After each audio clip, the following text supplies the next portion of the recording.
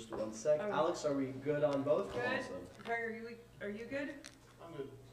All right, welcome to the public portion of the Chatham Township Committee Workshop Meeting on November 15th, 2022. Can we all rise for the Pledge of Allegiance? I pledge allegiance to the flag of the United States of America and to the republic for which it stands, one nation, under God, indivisible, with liberty and justice for all. Thank you. First, I want to start off by congratulating Committeewoman Ewald and Mike Choi on their recent election victories. I also want to acknowledge Don Flynn and Ron Rubino for entering the race. You know, these elections really take a toll on not just the individual, but also the families, all for, you know, a volunteer job, and it really takes a lot out of you. So I want to thank you all for wanting to volunteer and help this town, and we really appreciate it. Also, I want to make note that Nick Nicolopoulos has been appointed to the planning board. And we are going to start the first hearing of citizens. Currently, the committee meeting room is open to the public, and we look forward to having you join us. Additionally, this meeting is being made available for public participation remotely. If you're watching via Zoom, you may speak during the public comment session by following the Zoom instructions to raise your hand, whether in person or online. When you're recognized to speak, please say your name, spell your last name, and give your street number. As a reminder, all public comments will be limited to 3 minutes. Rather than use any of your time answering questions, we will wait until you finish speaking before responding. Each member of the public will be limited to 1 comment during the public comment period. Written comments submitted to the Township Clerk before 3 p.m. today will be read during the public comment sessions. Written comments are subject to the same guidelines as oral comments. Duplicative written comments can be summarized rather than read in full, according to guidelines issued by the New Jersey Division of Local Government Services. Are there any written comments? No written comments. All right. We don't have anybody here. Do we have anybody on Zoom? We do not have any hands raised. All right. So then, going. All right, let's close the public hearing of citizens and move on to our reports. Who wants to do the first report? We will start by, well, we'll go construction. Did they submit a report? Nobody asked the construction official to be here. There were no ordinances or resolutions. Are there any questions for me on their report? Okay. Next, we'll go to engineering.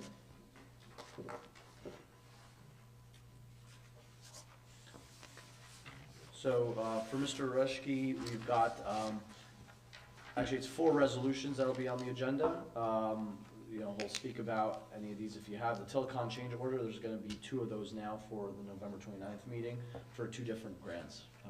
John, you want to talk about these? Yeah, just so you understand, the Morris County Co-op, it's when we retain the contractor, it's not a lump sum contract. We actually pay on a unit price basis. So we order how many square yards of milling and how many tons of asphalt, and you can't estimate the tonnage exact, because it's just the nature, and because the variability of the road, you do get variations in the product. So we typically I typically, when I recommend an award, I have an estimated quantity. I'm usually on the low side on the estimate, because I don't want to alert the contractor that we have a lot more money in our budget to pay for it. So we're kind of like on the low end. This is the best thing that we can get, and so we kind of keep the quantities low, just so the contractor knows what dollar amount he's been awarded. But they all understand that it's an as-built quantity that ultimately they're entitled for payment. We have the change orders are related to that, but the Tilcon, there's increases in the award amount, and a heavy reason for the increase is because of the fuel costs and the asphalt index costs. Because by law, you have to contractors are entitled, if you're milling more than 1,000 tons, which we did. They're entitled to adjustments in fuel, adjustments in asphalt. And so we go through this. The DOT has an equation that you follow, and you follow it on a monthly basis. And so, and it's by the time they bid, and with the co-op, when they bid, it's usually November of the following year, and then if you pave in July, they're looking at the difference in those indexes, and they make an adjustment, and that's how you pay. So, and then we also use another co-op contractor, Denville Line. Their estimate actually came in lower. So with them, it's usually not as, I'm usually not as conservative with them because it's a very low quantity payment with that. So with them, we actually had a reduction. So those are the reasons for adjustments in the contracts. So I think we're still within budget, though. We're very tight, extremely tight. I still have to see what the dust settles with. Rich usually pulls out of that budget for castings, and different things get pulled out of that budget also. So we're just very tight on that budget this year. Anybody have any questions on this? Wait, just so I know, we just did Tilcon, Denville, you're gonna do Phoenix Highgate? Yes, that's next. We Okay, just want to see if just wanna there's make sure anything. cause you didn't give us any, I didn't see anything for Tilcon or. Those, Well, CA and Denville. Yeah, we didn't get dollar amounts, Oh, no, you didn't? I'm sorry, No. I apologize. I will send those to you. but they're still within the capital budget, John, that's what you were Correct. saying? Correct. Okay, And, there was a lot of information put out that, that Noe was done under a grant, but that is a township road, correct? Correct, yes. It's not a county road, right? No. And we didn't do $200,000 for paving, in the capital budget, it looked like more like 386, somewhere in there. Yeah, we had, it was Debbie was gonna mention the exact number, but yeah, there was about 300,000 that we borrowed for, we had the local portion, and then we had, the grants, we get a grant, but it doesn't usually cover 100% of the cost of that project. We always have a contribution to add to it, and sometimes it's in the range of 20%. And, so Noe, and then also we had the second, the 2022 grant, which encompasses a number of roads, and that, also we got a grant for that, so That was the Fairmont Avenue. that was a Fairmont Avenue grant, correct. Can you repeat the roads again that's on schedule? The few for next year's schedule, is that what you were saying, or just? No, I Oh. didn't project, Got it, okay, those that's are what I just the roads for 2022, we have, Right. 2023, we'll get that. Got it, okay, that's what I thought. Early I in the just wanted to budgeting make sure. season and planning, Got it. We have a projection of what we anticipate doing next year, Right. but we do a reality check and see if a particular road took a real turn, if it Right. deteriorated more, and then we look at that, and we always work with the administrator to make sure that, this is where this is how much money we can Right. afford this year, this is how we'll apply it, and so we Got it. go through that budgeting process. Okay.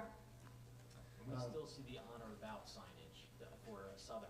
Is that still on the or about? I haven't gotten the official word from the county, but, hearsay is that that's gonna get pushed off into the spring. So I think there's gonna be new signs and notices coming out, but I that's, believe that's delays related to the water main, I Yeah. believe. So they're trying to figure out how they're gonna tackle that.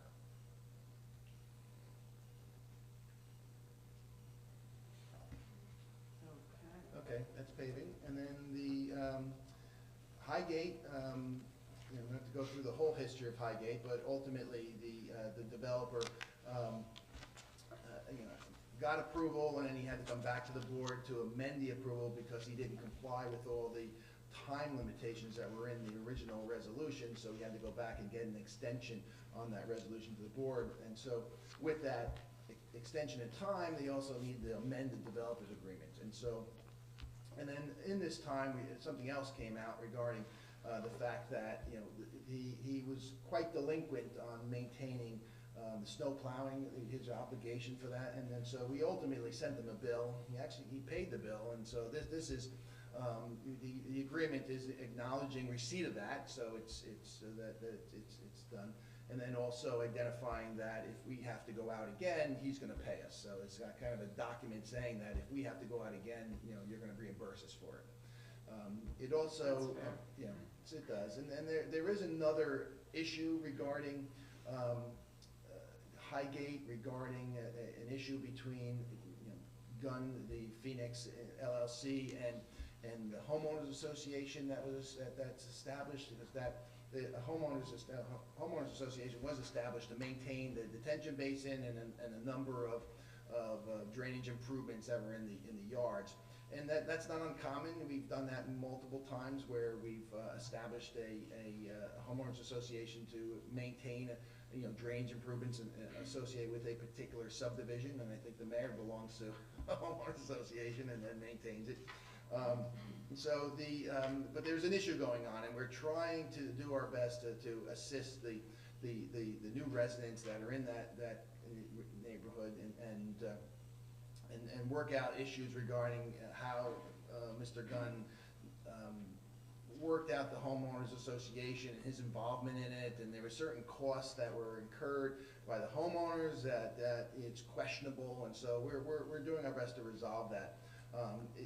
The advice that I've gotten from our past township attorney, our planning board attorney, it really is a civil matter between the two entities. It's a private matter, but still there's, we have to make sure that the town's interests are protected also, because if the homeowners are paying things that Mr. Gunn should have been paying for, as part of, for the township, possibly escrow fees or other things, we need to make sure that there's no liability that we have ultimately the homeowners coming back and saying, why did we pay for this? He should have. So we're going to work out those details. I don't believe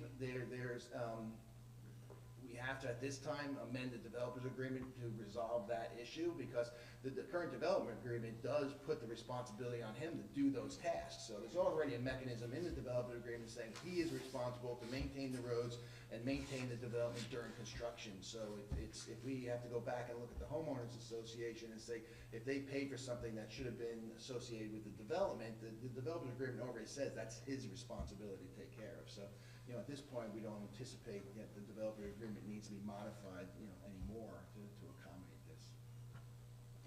We didn't get the developers agreement, we just got the amendment.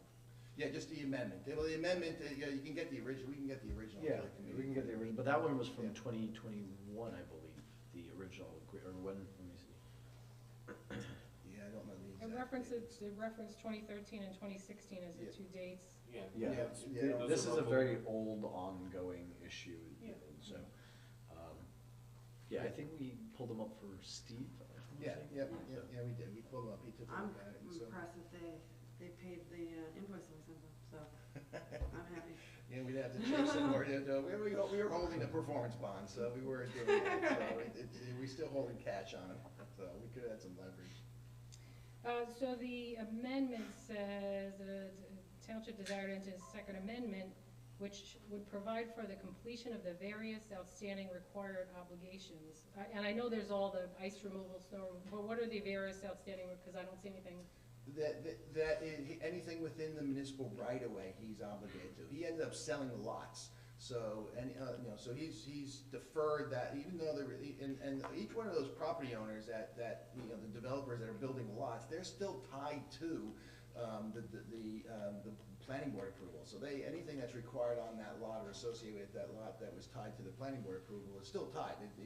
That's not relinquished. And so, but Mr. Gunn is responsible for anything in the right of way to make sure he has to do, additional final paving, make sure all the trees are in place. When we do a final walkthrough, we make sure all the curb is still, nothing has been knocked out, all the catch basins and manholes are still in good tack. So we look through, the whole development, make sure there's nothing that needs to be repaired prior to the town taking it over, because ultimately the town will take over that municipal road. And so, but we do she's still responsible for any issues with the detention basin, because the project is still under development. So this detention basin still is part of construction, in my opinion, because it's actually acting as a sedimentation basin for that's collecting from the remaining lots that are being developed. So so those are the improvements that ultimately he's responsible for. Okay, but that would have been part of the main agreement either way, because like I said, it's referencing the second. It is. So that's why I want to make sure I'm not missing So anything. the second amendment is really the snow component? Yes. Then there'd be the first amendment. Yeah, So everything in all those amendments are combined into the second, Yeah. by reference, more or less. And it is, it's also, if you go back to the original resolution that was amended for this, it also references the new time limitations that he has to complete the development and other things that were imposed. Because the one thing that we did, assist the residents in that community is that We actually required the homeowners association and everything get turned over to those association members. Not, Mr. Gunn seemed to still have control over the association, managing the funds on behalf of the homeowners. And so we actually had the association establish the property of the detention basin conveyed to the homeowners, because they're conveyed to the association. So, you know, we did help the you know, homeowners. Very significant step to them to, you know, manage the remaining, because they really shouldn't have a substantial cost associated with those improvements. It really is, the mayor can probably speak about how much she pays. It's very minimal. It's not much. It's not much. So, and so that's, you know, it was not the intent to create a burden on those residents by creating a homeowners association. And that's what we want to make sure isn't happening. And does he have a performance bond? Yeah, the performance bond, it's not being amended. You know, as part of this, the remaining amount is still intact. With the municipal land use law allows us to hold 30%, you know, we have a much larger bond that covered everything. It covered, you know, the road from the beginning, the construction of the detention basin, all the drainage improvements, all the sanitary sewer, water improvements. All that was a very substantial amount, and then, you know, what's left is a very minimal amount of work that he has to do. He already planted all the trees, he already planted, it's just, you know, really just more of a punch list to clean things up and pave the remaining portion of the road. So we're holding a substantial amount of bond that's left, because like I said, the municipal land use law allows you to hold the remaining 30%. So he's probably, you know, well less, you know, the amount of money that's needed to complete is far less than 30%. Great. So we're permanently covered with the performance bond.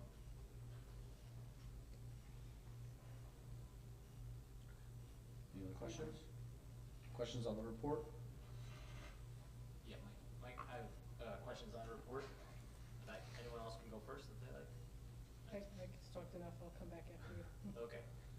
I see that we have like, it looks like a speed setup at Mountain View in Lafayette, and I'm just wondering, have you been given, Mr. Rushke, this Mountain View in Lafayette? It's Resolution 2022-202. We had a study of the intersection of Fairmount and Lafayette, the bus stop. That one, the chief and I have been working on. They just finalized their study recently, and the chief sent me a draft report. He and I are discussing that. When's our one-on-one, chief? This week or next week? Thursday. And then we'll loop in Mr. Rushke on that. And was that study done as a speed study? It was, I'll let the chief speak about it when he comes up. Sure. All right, and then the other one is 2022-2015, a review of the parking lots at parks. Have you received any requests on that, Mr. Rushke? No, we haven't. I've been asked to look at that yet. Okay. So that's parking lots used for active and passive recreation, authorizing plans for improvements. That's from June? Yeah, no, I haven't been directed to do anything with the parks yet. Thank you. The 2016 Shumpike Road, it says public hearing on that anticipated December 2022. Yes. Yeah, I did have residents in that area who were anxious after so many years to get their sidewalk. Well, this is just a public comment. No, but that helps, So because this is the first time. we're moving forward, and in we had a similar public hearing for the Lafayette project.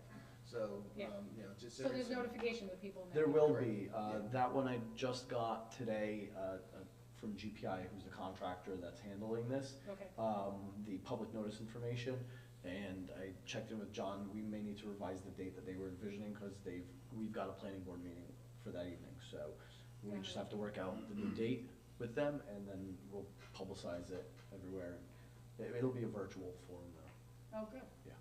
But there's no, like, notification, 200 feet kind of notification to those folks? It's just, Yeah, there is no specific standard, and I believe I think that's what we did the last time, was we did a 200-foot, and the DOT doesn't require that, but I believe that's what we did the last time. I'll confirm with GPI what we did. At the very minimum, we identify everyone on the street that's being impacted, so they have, know what's happening in front of their Okay. house and doing it. great. And then the metering study.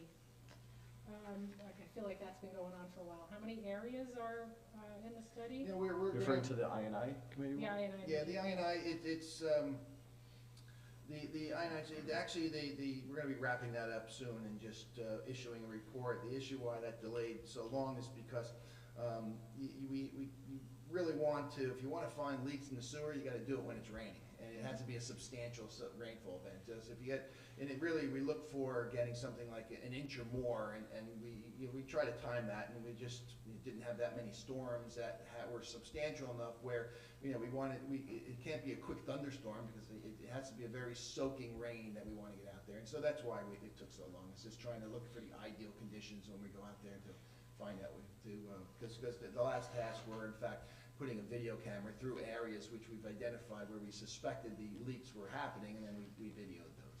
Okay. Great. I'm good. And I just have one question on that I&I too, which is, would you consider the I&I study part of the operational costs associated with managing and treating stormwater runoff in our municipality? Treating stormwater, It says managing and treating. yeah, managing and treating stormwater, Examples here include things such as street cleaning and conveyance system clean out, routine maintenance, storm drains, outfall pipes, stormwater runoff related education programs. yeah, the storm sewer and the sanitary sewer are separate. If you go to, larger cities where they have combined sewers, it would be very clear that yes, it would be contributable to it, but if it's, we basically are trying to keep stormwater out of our sanitary sewer, and we are investigating, you have, infiltration and inflow. The inflow portion is that if your manhole is located near a gutter or near a curb, there's potential for water to get into it, or maybe in a low-lying area. So that's the stormwater that's being collected from the sanitary sewer. So it really is, when you're looking at managing it, I guess you can construe it that way, but typically it's not. Thank you. Okay. Thank you. Thank you very much. I just have one more thing, and hopefully he's not gonna kick me underneath it, but it was. Yes, we'll see. It was handed to me, within 15 minutes ago, and I guess we're a little bit of a learning curve with the doing the work sessions and stuff, but I thought the roof for the WPC was gonna be handled by DPW, because typically they handle, if it's a state co-op, the treatment plant always, they just do it themselves, they get the resolutions, I'm not usually involved, but getting pulled into the roof, and so just something consideration. We can put it off again, but and we do want to see if we can get an award to do the roof at the WPC administration building. Just because we got a price from the co-op, we're trying to get this price in before the end of the year, get it awarded. We don't want to miss a year, so it's something that I'll kick to Z to, if he wants to squeeze it onto the next agenda as an award or not. But it's just something that it was, like I said, it was miscommunication between I some think, departments and stuff. Yeah, if it's okay, let's, spend a minute on that briefly, because we do want to get that awarded Yeah. sooner rather than later. So what, John, Yeah, it's under a Morris County co-op, not sorry, Morris County, it's under the County of Bergen co-op, which we belong to, and the price is expensive. It's $176,865. It's not a membrane roof, it's actually a bituminous sprayed-on roof. Our architect was very familiar with the product.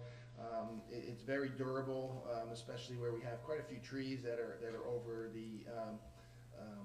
the building, and it's a little bit more expensive than a membrane roof, but not significantly more. And just going over the concerns with, Mike Hajar, the operator, he would prefer to have this roof, and it is a superior roof when it comes to impact, associated with that. So it's a little bit more expensive than membrane, but it's not that much more expensive, and so.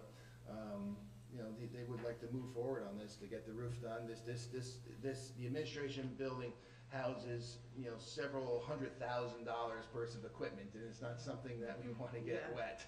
So it's something it's been lingering, and they do want to move forward on this.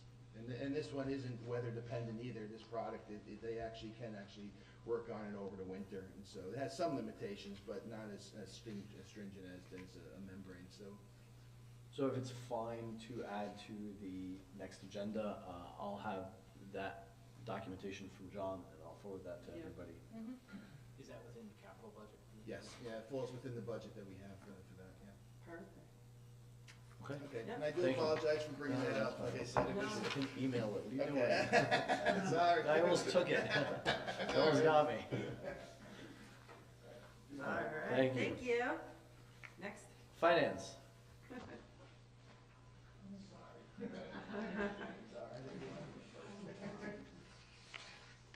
Our CFO's logged a lot of miles today. The miles in the last couple of days, Yeah.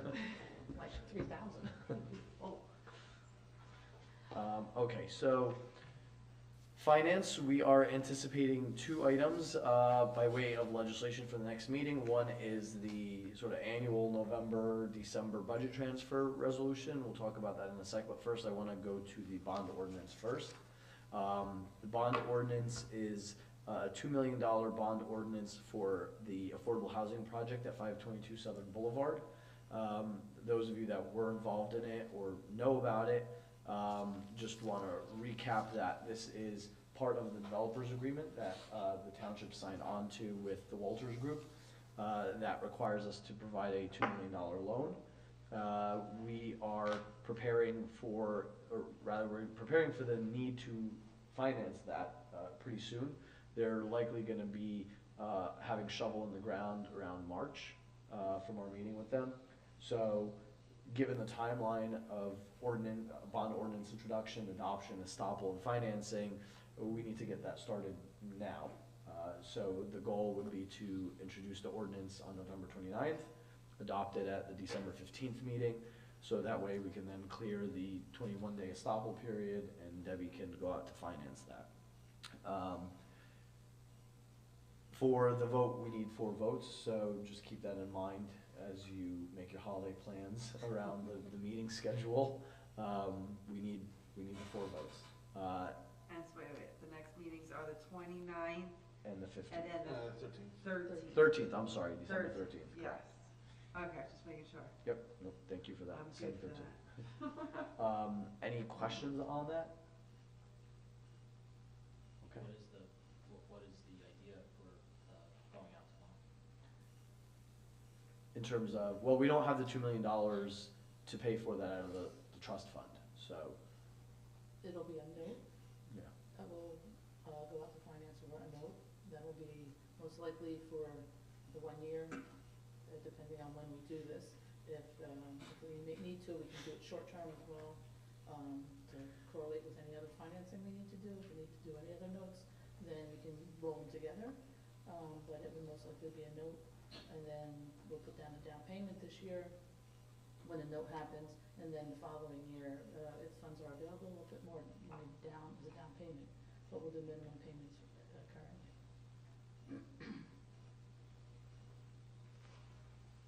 This is in the capital budget, to, I guess, at least a portion of it to be paid out of the developers trust fund. And more can be cleared with the court, is my understanding, if we take that to them. And that has happened in the past. So has that subject been broached with Mrs. Serenian? Yeah, we did have a meeting. We have to amend our spending plan because this $2 million was not envisioned in the spending plan. And the idea that the developers trust fund is gonna be able to sustain this is questionable as well. Because the revenues have not been matching the targets that were in the original spending plan, and they're likely going to decrease from what was envisioned for that spending plan. So the way the developers agreement is written, the spending plan is written, and the fair share housing settlement are that regardless where that money's coming from, the township is on the hook. Because if the Affordable Housing Trust Fund can't make those payments, the township still has to finance it. But we did have a meeting on, was it Monday? Yes. Yesterday, was it? Okay. With Mr. Banish, Mr. Serenian, Mr. Roga, and Debbie and I to try and figure out all the things that need to be changed with the spending plan to get that approved, that modification. But regardless, we still have to go ahead with that bond ordinance, whether the spending plan's amended or not.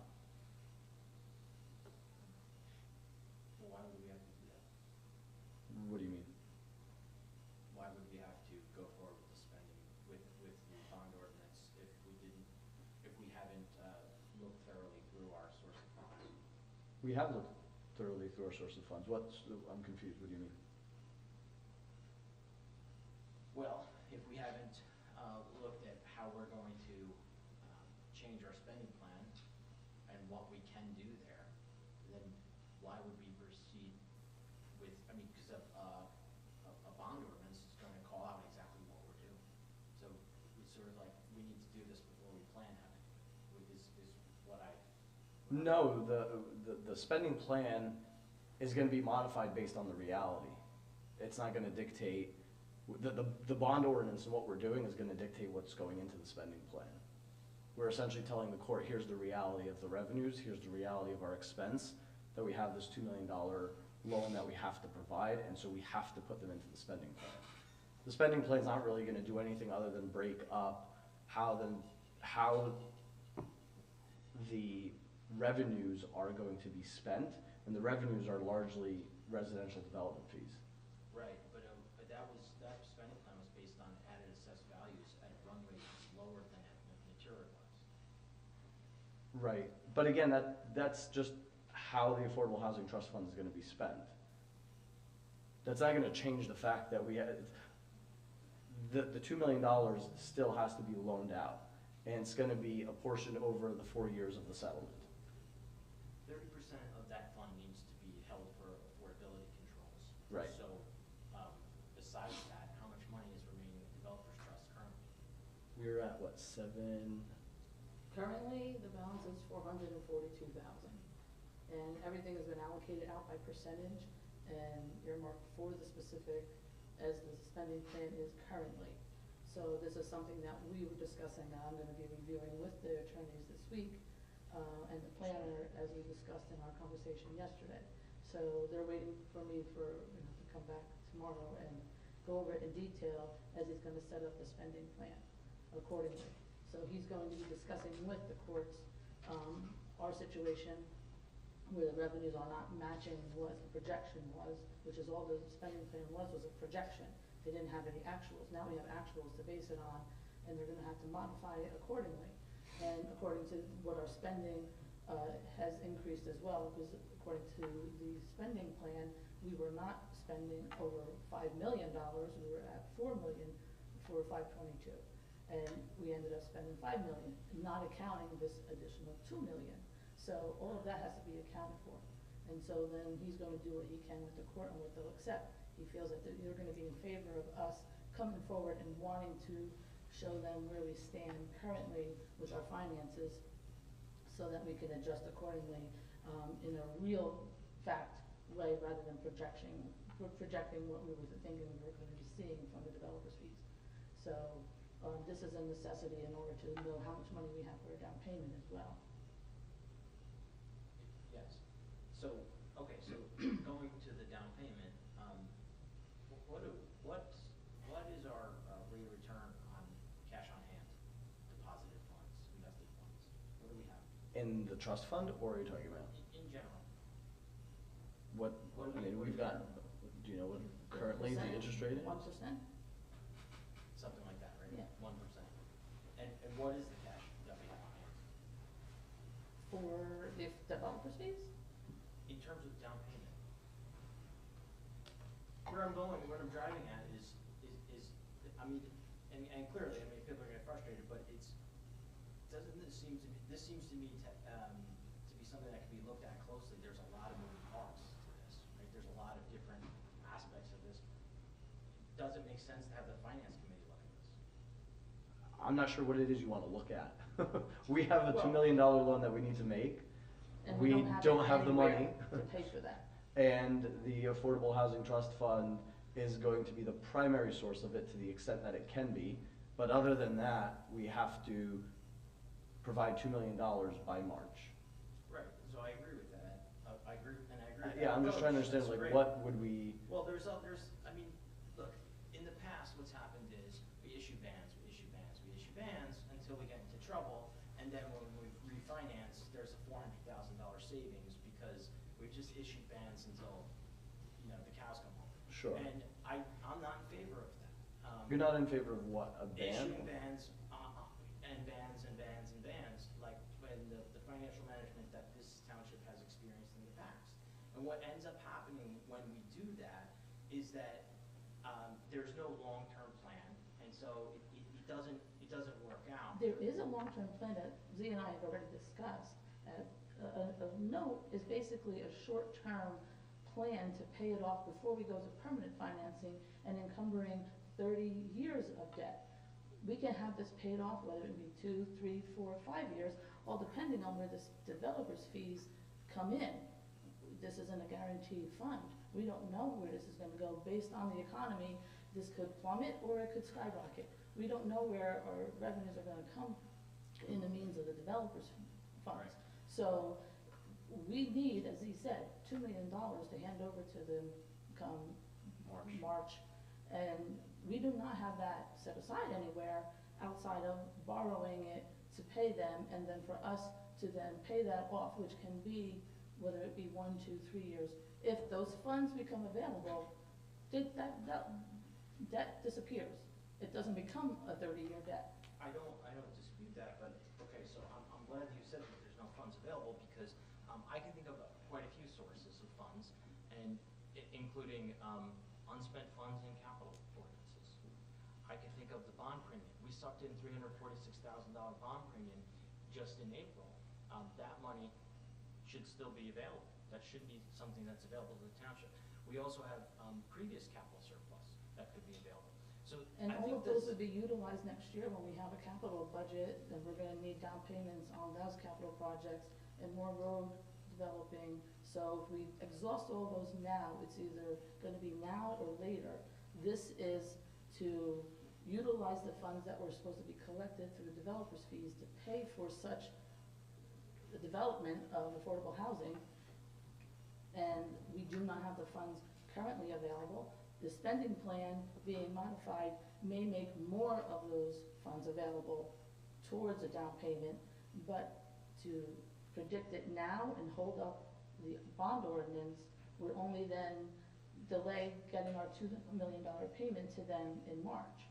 So you do short term, you pay the minimum debt down payment, and then if funds are coming in and we have the ability to pay a bigger debt, we could pay $400,000 next year when we roll this note over for possibly another year or so. I understand, but it would seem to me basic financial management would say if the internal rate of return that we have on cash on hand is 1% or even less, then that we would take a look at cash, which is not creating a great return for the township residents, and instead we would look to repurpose that money. We may need to repurpose it to pay off some of these road improvements, because of that account, I have to review with Mr. Rushke tomorrow to see that we've covered all of those bases, because a lot of fees have come in higher. If there are any capital projects that can be canceled, those funds may need to be utilized for that purpose.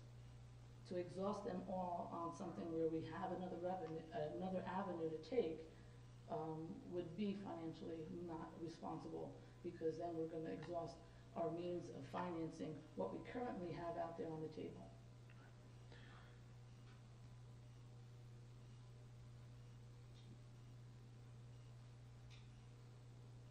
Anything else on that? So you don't see it appropriate that the finance committee should look at this, that this is, that. I mean, the finance that guy, issues that's up to are- you, committeeman. If the finance committee wants to look at it, by all means, look at it. I mean, my perspective on it is, that is just a shell game of, at the end of the day, the town needs money, right? And those capital projects that you're saying maybe we look at from these other bond ordinances, at some point, we're going to need money for other infrastructure improvements in the town. So if it's not using those that's left over for those projects that, you know, those are gonna reduce our bonding and notes in the future. Or we can do it with this. Regardless, in order to repurpose those funds, you're still gonna need an ordinance to repurpose those funds. So you're going through the same exercise anyways. Exactly, that's exactly. Right, so that's this is exactly the cleaner, it point. just gets it done and doesn't end up with us in January, February, March having to figure out, okay, let's go out and do another bond ordinance on money when maybe there's $30,000 on roads that we could reduce it, $20,000. I mean, there's a lot of projects that I've been hearing about that need money, and you've got those. But I really just think it's a shell game, but you're the finance committee, if you wanna go through it, by all means, you can go through it. We just have a deadline, Correct. so. I'm just not sure what it is you would wanna review. If you want Debbie to give you a report from Edmonds on all the, Remaining bond ordinance, balances, remaining balances of unspent debt. funds and capital ordinances, because we have some that go back to 2013. No, we do not. What's the oldest one we have?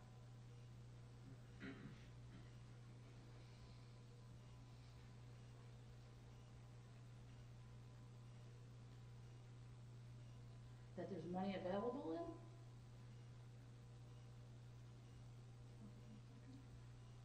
So my diary is put there.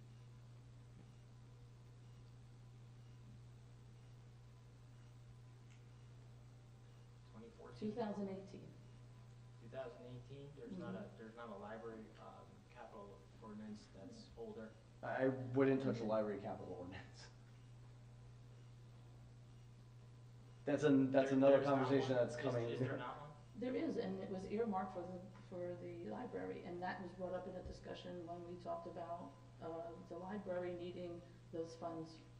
Do we recall that in our finance committee meeting, that they wanted more money, 400,000 for something? Yeah, without getting into And, the yeah, details just so now, I've been prepared Those with. have been encumbered and left there so that if it was needed, we had those funds, because those were actually discussed during our finance committee meetings when the library approached us for those additional fundings. And we discussed that. I said we wouldn't have to worry about it because those funds were available if we needed them.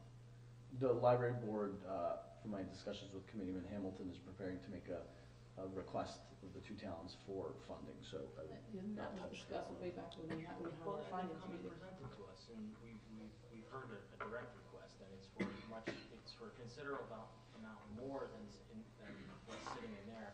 But in that capital ordinance, what year is that capital ordinance, just so that Well, people don't know? 2016. 2016, okay, so. Why don't maybe you guys can schedule time to go through it, to answer any other future questions? The only, we have to be prepared to do something, because Right. unfortunately, it was an agreement that was entered into, and Right. and if we don't have that money, there could be potential litigation, so we have to. Litigation, the loss of tax credits, That's right. and, you know, So number of in any other event, ramifications. so I think my recommendation would be, Mayor, as If you we were can saying, still, right, have it, let the finance committee look at it, if there's a I different agree. alternative that's better. Well, that was my thought process, you know, I'll you guys forward can the talk all you reports want, to you know, the- schedule some time to go through We'll talk whatever. But I think we need to have it at the very least on the agenda for the introduction for next meeting. And hopefully we'll have it on the agenda, then, but in the meantime, you guys can meet and discuss it and iron everything out. Okay, Mhm. anything else on that? Is Committeeman Hamilton's online? No. Yes. Okay, I just wanted to make sure. Next, budget transfers. Debbie, you wanna tackle that? Mhm. I'm here. Just making sure, Committeeman. Budget transfers, give me a second. So far, Zia and I have been reviewing the budget, and currently, we are gonna be needing to transfer approximately $126,000 into public buildings and grounds salary and wages, 5,000 into rec other expenses, and 20,000 for water utility.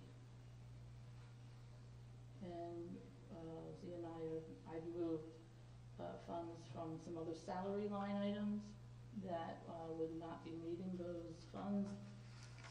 And that was going to get me to cover the $126,000 for the public buildings and grounds.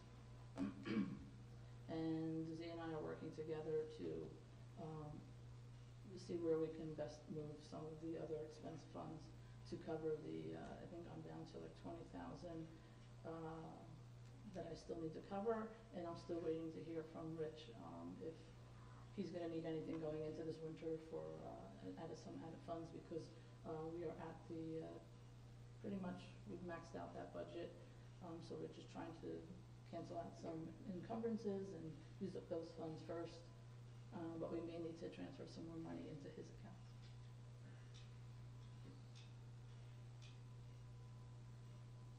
The resolution will obviously have all those listed out by the accounts, so you'll be able to see those, but wanted to give you a heads up to those, see if there's any questions or concerns.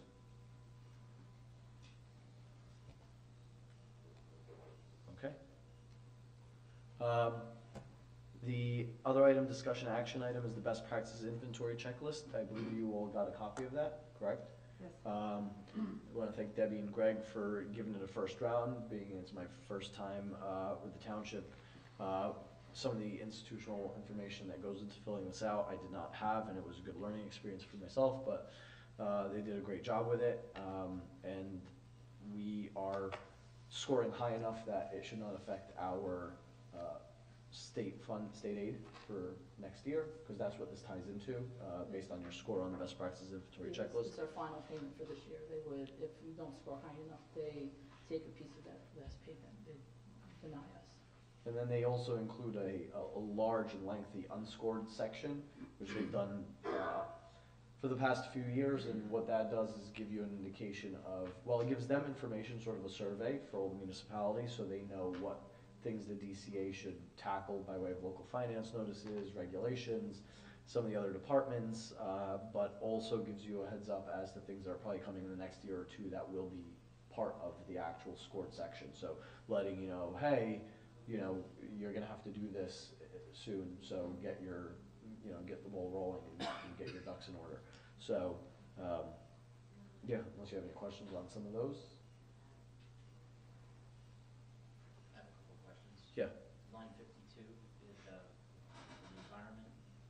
How did you come to these two figures, 59,438 and 65,000?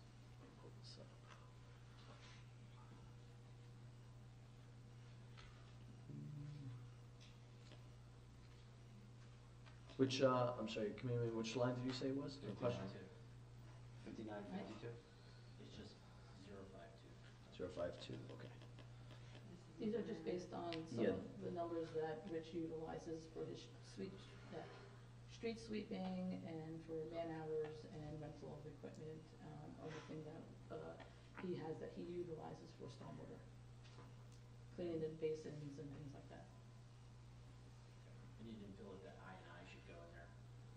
That the work that we did there for I&I should go into that? It's not my opinion that that's included, that should be included. I don't think I&I is stormwater related. That affects our sewer treatment. Did John leave? Okay. That was the question I asked him. He was a little ambivalent towards the end of that answer, but that's fine, as long as we're covered there. And then the other one was line 44, about EV charging stations. Yep. That seems to be an opposite answer to what the capital budget has. So can you tell me what's happening here? Comment, we are currently in the process of having them installed. Yep, we've been working with SemaConnect as the vendor to purchase 2 EV charging stations as part of the NJDEP BPU charge up grant that the Environmental Commission applied for, and we were awarded. We were actually awarded for 3 charging stations. We're only gonna be doing 2 of them. The third one for the municipal building we're not gonna do because it was supposed to be located down in the lower lot, and cell reception there is not that great. Neither is lighting as well, so those operate on cell service to charge people to, you know, transact the business. So we're doing them at the 2 parks. That grant was supposed to expire, or rather have a deadline of September. I reached out to the state, my contacts there, we got an extension. So hopefully, there were some delays with the vendor in terms of getting their paperwork, but I think that's been all cleared. I think you guys were perfect. So we hope that we'll have them in the next couple weeks and we'll install them. So as of the filling out the survey, we couldn't say that, yes, we've got them installed, so that's why we said we're putting them in the process, putting them. Does the grant cover the entire cost of purchase? Not, well, no, not the entire cost of purchase, because there's other supplies, materials, things like that. Yeah, so, and then does the grant cover the cost of operation? There's really not gonna be a cost of operation. It was my understanding that the grant was contingent on us paying for the electricity. No, we don't pay for the electricity. Okay, so where'd the money for the shortfall come from? Any idea? You guys were working on that? We have one of the capital accounts, recreation, that's an old capital. I have to research it tomorrow, because they contacted me today when I was at my conference. And there are funds there, but I wanna make sure that the ordinance is broad enough that it covers that. So we're So gonna that's make being an at the elective parks. purchase, as opposed to something that we're mandated by the court. We're mandated to meet our obligation for affordable housing. We're gonna make transfers from capital ordinances, the very thing that I was This just is not gonna be a talking about. transfer. It's not a transfer, but it's unspent capital ordinances. You just mentioned the recreation account. We're gonna take money from that and put it into, EV charging stations. When this was specifically brought up during the capital budget and it was not shot down for those reasons of cost, we're gonna do that. But then, when I talk about, using unspent funds in capital ordinances directly for something that we are required to pay, I'm given a very hard time and a runaround. I don't think you were given a hard time or runaround, but I also wasn't here for those capital budget meetings, where it was denied. Did not know that it was denied. But, you know, we're What was talking about denied? how, I don't understand, what was For denied? EV charging stations, you're looking at like $4,000 gap. yeah, it was, how much is Plus the gap per? $2 It was million. like four per? What numbers are we talking? The gap, so remember, I was talking to you guys about, the difference in terms of the grant and what we need, it was The grant was 24,000 and reducing one, it was 16. 16, correct. What are the additional costs? You're up to what, a total of 24, I believe? So a gap of, what did you just say? 4, yeah, Yeah, 4,000 per station. Yeah, about 4 per station, right. So $8,000. Mhm.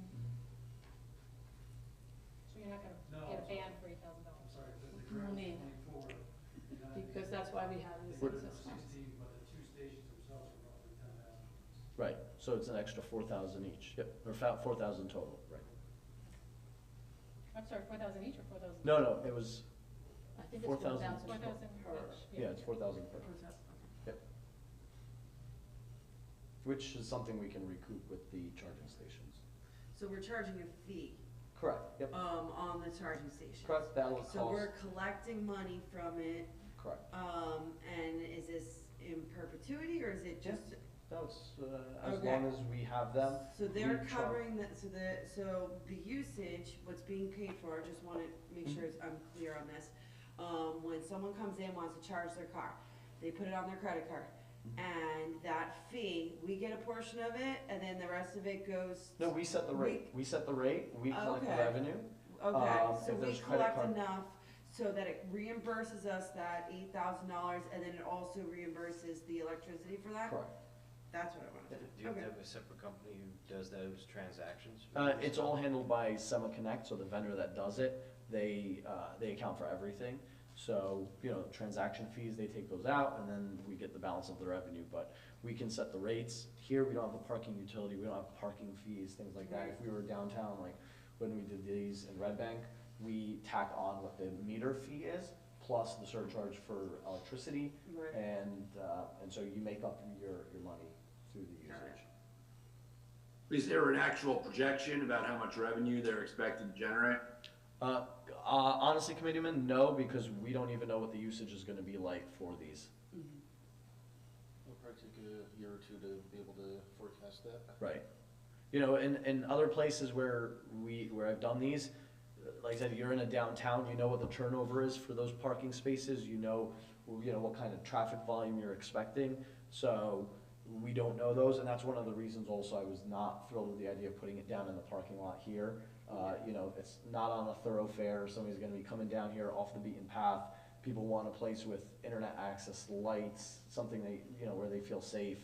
And so having it where the two original places where it was applied for Nash and Shunpike make more sense there, there's cameras there, and again, cell service. So, you know, a couple issues I saw with having it down here, so And that's they why may we're have just going people to. recharging when they're bringing their kids to a football or soccer game. Got it. For mean, we're not talking about big dollars here, but if people presumably own an electric vehicle, they have charging at home, and they're gonna drive their kid over to Nash for a game, they're gonna pay money to charge when they can just charge at home, it seems. Yeah, I agree, Committeeman. I don't think it's, yeah, I don't think it's gonna I don't be, think these things are gonna be cash cows. no. I don't think they're cash cows, and I don't think that they're gonna be, used by many residents. It's gonna be, you know, when people in an EV, they pull up either an app or their car will show them where nearby charging stations are. And anybody that's coming along here, there aren't that many charging stations in the vicinity. So it would be more of like destination charging, people coming to charge, cause it's on their route. So folks here in Morris County, aren't that many. And where Nash and Shunpike are, make more sense than putting it here on Myersville Road. Well, that part I definitely. Yeah. If you would consider moving it someplace other than Nash, that would make more sense, because Nash has an extraordinarily strange, it has a difficult parking situation. It's, both in its configuration, also its heavy use, and this has to be an EV-only spot, which is one of the other things that we talked about what happens with these, with the charging stations. It creates issues. Yeah, I don't think we have to make it an EV charging spot. I mean, we don't have an ordinance on the books right now for that. You know, in towns where they do have that, it's because you're in a, you know, downtown or the business district and people are taking up those spots. I don't see it as people charging while there's a crowd there. I see it more as, okay, off hours, during commute, you know, on a weekend where somebody's making a trip and, you know, there's nobody using that over there. But I wouldn't recommend changing the ordinance to, you know, restrict that just to EV charging. Yeah, but the issue is just simply Nash. Okay.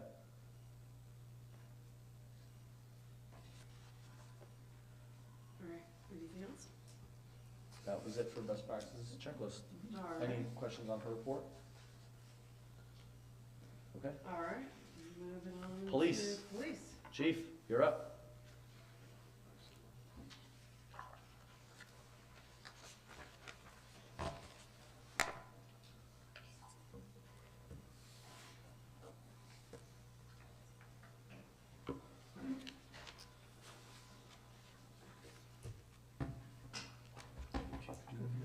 Move that mic a little closer to you.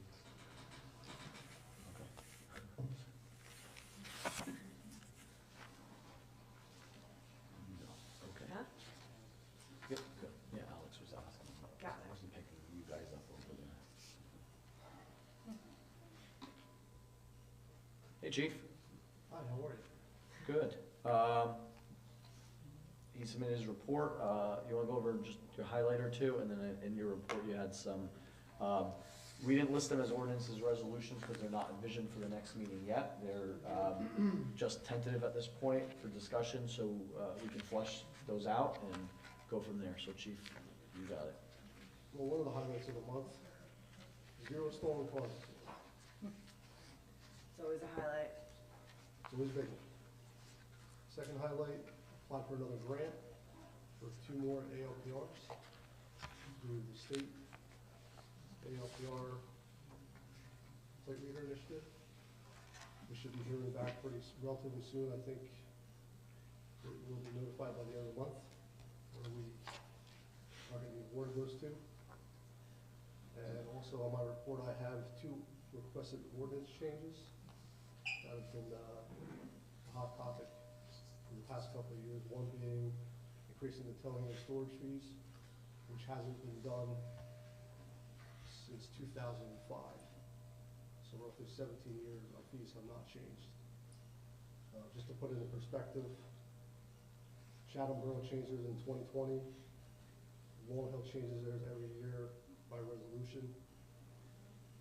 Madison hasn't changed theirs since 2006. So we're a little behind in what we're allowing our towing companies to charge for their services, which could potentially create a problem.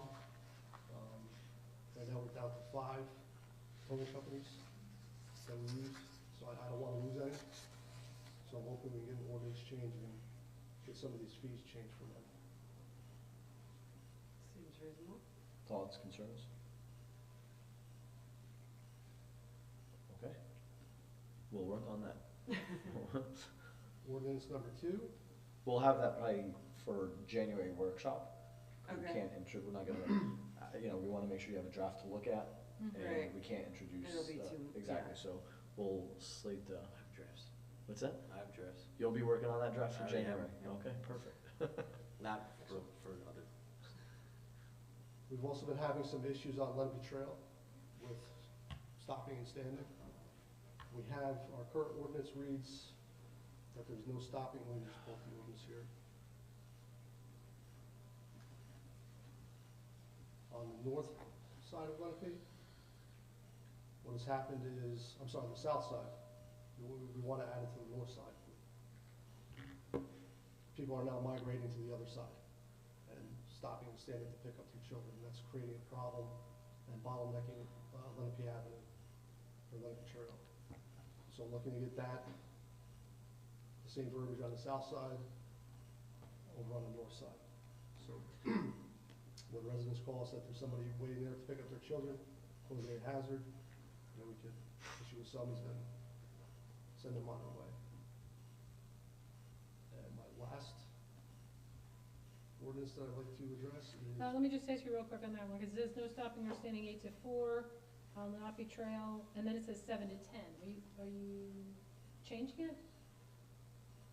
Or the You other want- side, you is want that the what that other yeah, is? one side, I want to add it to the other side. So right now, the other side says 7 to 10, is that it, or? No, it says Doesn't no say it. parking 8 to 4. Oh, okay, I didn't understand what the Yeah. 7 to 10 was, okay.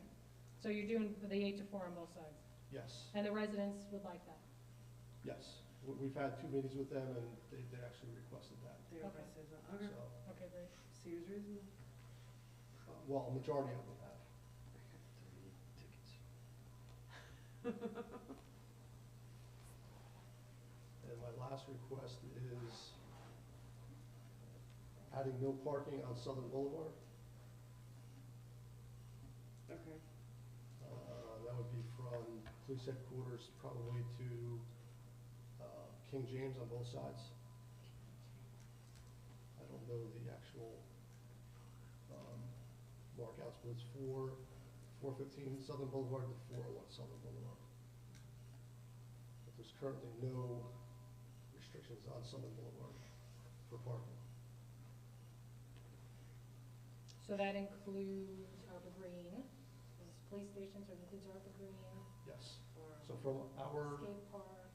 past the skate park, probably to the mouth of So the it's entrance literally to just to, King James, I'm sorry, Chatham Subacute now? So you have subcute area. okay. These are all your So it's just a nursing home That's County Road. to, it's literally just a nursing home to the police station. Yes. Okay, so there's not really anybody who's affected, Yeah, because there's- Arbor Green, they're supposed to be parking in that parking lot anyway. Yeah, there's nobody really affected, other, maybe Fairmont Country Club, but they don't. They have a big enough parking lot. Yeah, they have big enough, okay. I don't think we've ever had an issue with them parking on the road. Yeah, that- okay. That I can recall. That should be fine too. It's a Okay. county road, so It's County Road. Oh, we're gonna We have to make the request too. not to make the right away. Okay. Typically, they just defer to us anyway, so Anything else? those are my 3 requests. Seems reasonable. We will flesh those out on our one-on-one and, hope to have those for January. Sounds good. Sounds good, thank you. Anything on your report? Any questions? Oh, on the report? Yeah, I have a question on the report. Go ahead. Sure. You can hear me, right? Yes, Yes. sir. Go ahead. All right. Hey, Chief, sorry I couldn't be there. Just on the statistics of on the back of your report, I seems, thankfully, I guess, that like the overall stats as far as total calls and stuff like that seem pretty consistent. But if I'm reading it correctly, it seems like there's a really steep increase in the number of motor vehicle stops, summonses, and certain things. Is that because like we were short a few officers and we sort of upped the number of people out on the streets, or what's the explanation for the jump from 800 to 1,400? motor vehicle stops? Well, one reason is we're at full staff now, and the other is traffic has increased exponentially over the past year. So it seems like more and more people are traveling through Chatham Township. Yeah. That's interesting. I hadn't thought about that. So was there a marked decline in traffic, like during COVID, for example? Like was the 800 number for 2021 and maybe 2028, I can imagine, much lower than in previous years? And we're sort of getting back to normal, or are we at like a... We're starting to get back to normal. I believe in 2020 it was actually lower than 826. I'm just going by recall, but 2020, our stats were very, very low. Well, that would make sense, I guess, but like in 2018 and 19, were they closer to where they are now? To the extent you remember. I'd have to go back and look. I mean, it seems about right, but you know, I'd have to go back and check the stats, and I could go back tomorrow and give you the number. Okay, all right. It just seemed like a huge jump, so I was kind of curious, but that makes sense. And then, did you have anything else, Committeeman Hamilton? No, I'm good. Okay. And I just wanted to ask, traffic safety, your 14 motor vehicle crashes were investigated, and I thought, yes, last month that was like similarly 24 was a high number. Are Yeah, there I think any last month it was trends? 21, 21, I yeah. think somewhere around there. Are there any trends or any specific intersections that we're trying to keep an eye on in case we need to do something? No, it's spread out through the entire town. I mean, we have a lot of parking lot accidents over at 641 Shumpike. Oh, okay. You know, there's no real hotspot in town accident-wise. I mean, it's everywhere. Okay.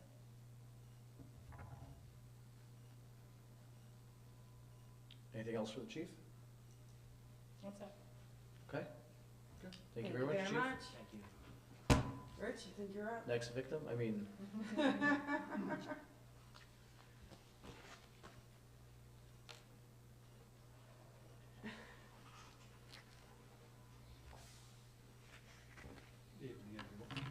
How are you?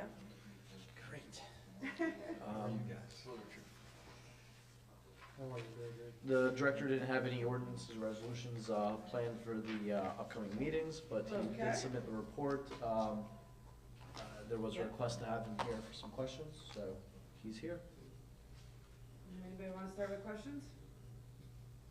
I didn't have any questions. Sure. You got planted bums on Buxton Road corner, and I don't have any questions about that, but I have a question on that Buxton Road corner. We have some sort of a war memorial there, and it seems to have changed a little bit since I've been a resident over the last 12 years, but what, who's in charge of that flat, you know, that memorial, that signage? No idea. That's interesting. Who's not installing? It's been there for quite a while. Greg, you seem to be the resident historian. Do you have a history on that? I have no idea. That just popped up. The one day. memorial It was that's news to on me. there, that's on that. The signage, yeah. Across from the red brick Yep, schoolhouse. yep, I know what you're talking about. Maybe there's some placard, we'll dig around, we'll check tomorrow. I'll or- check it tomorrow. Yeah. We'll see, there might be some sort of a placard buried in there. We'll see if we can find. Because it would be nice to do something better than what's there. I mean, it looks very temporary and, you know, it seems to, well, anyway, we'll investigate, I guess. Okay. This is something that the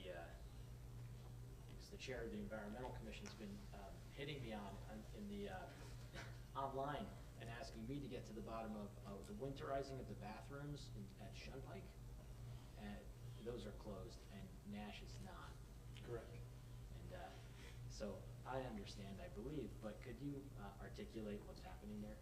Sure. Shunpike is closed during the winter months because there's no heat in the bathrooms. Nash, there is heat. Nash is primarily left open for the ponds. People skate at night. And so I guess the concern is, and it's valid, you know, you have a little one, you're at the Castle Park, it kind of doesn't matter if it's freezing, you still want to go out there. Games did end in November recently, or practices and games, the majority of it, not all of it. Larry could tell us more about that, but there are no bathrooms at Shunpike now because there are no porta potties. So a lot of people have electrical, you know, heaters, and I think that's what we have. I'm very certain, well, actually, I'm not very certain. We could have gas driven, I don't know, at Nash, but we have something. Can we get an electrical heater for either side of the bathroom that would keep the bathroom at 50, and we can have it open in the winter? I can look into it. Because otherwise, bringing the porta potty back, and Yeah. that's the answer nobody wants. But Yeah, I think But that. I mean, yeah, I see the concern of like little kids. That's the issue. There've been plenty of times where I have the 4-year-old where I'm like, you gotta get out of this house. I don't care if you're putting on every layer possible. So. I'll look into it.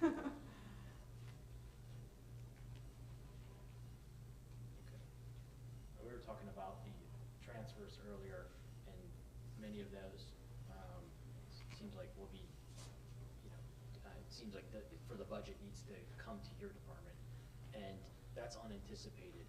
I'm looking through this list in the report here, and it looks to me like the completion of painting the Colony Pool is something that jumped out at me. In order to do that painting, it would seem to me there had to have been some masonry repairs also to the wall, because there was some breakage. Very little, There was. wasn't much. Wasn't much, okay, but that was done. I believe, yeah, it had to be, because whenever we do, we scrape all of the loose paint and look for any defects before we paint. Yeah, because the head wall was broken in one corner before we opened it. All right, and then the deck or the dock repair, like the railing or anything, was any of that done during that? The dock was repaired before the beginning of this past season. Oh yeah, the dock is in pretty decent shape, but Yeah. that railing is truly unsafe. I mean, just because when the swim team's there, the kids. They lean on it? Yeah, they lean on it, and it's a visiting team, and the dock's not very big. It's kind of inevitable. But anyway, that's not really the point. Those two little items. The point is that all of that work of painting was unanticipated, and I'm just wondering how that's being captured.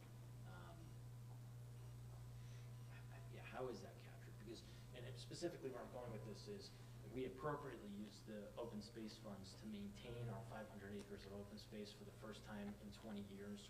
We finally took a little portion of that money and pushed it towards maintenance, and we went through a process of finding out how much we should be apportioning to the open space, such as Colony Pool, and this is unanticipated transfers that are to be made from other departments that are not open space, and it seems to me that if we painted Colony Pool twice, that was unanticipated for this year, and that seems to me to it must have been hours, right? There must have been some time there. So I'm wondering how that was captured, how it was tracked, and what happened with that. All the man hours are tracked in Prime Point. I track them every day. So for every person that is at any open space property, everything is in Prime Point by a half hour, 15 minutes, whatever it might be. Okay. So then, I guess, just talk me through that, because it's the first budget that I've been through. What ends up happening? There's a report at the end of the year, and then that feeds into the next year's budget as to what is appropriate for the number of hours against open space. I mean, but that's where I'm. This is the first year we're actually utilizing open space for, at least on my end, for anything recreation or Colony Pool. So I'm really not sure where you're going, like, what you're meaning. Well, we have extra hours, right? And how are those hours going to be budgeted for next year? How do we know whether we used enough or we don't have enough in what we estimated through in this year's budget? In this year's budget, right, we apportioned a certain number of hours, man hours, to maintaining open space.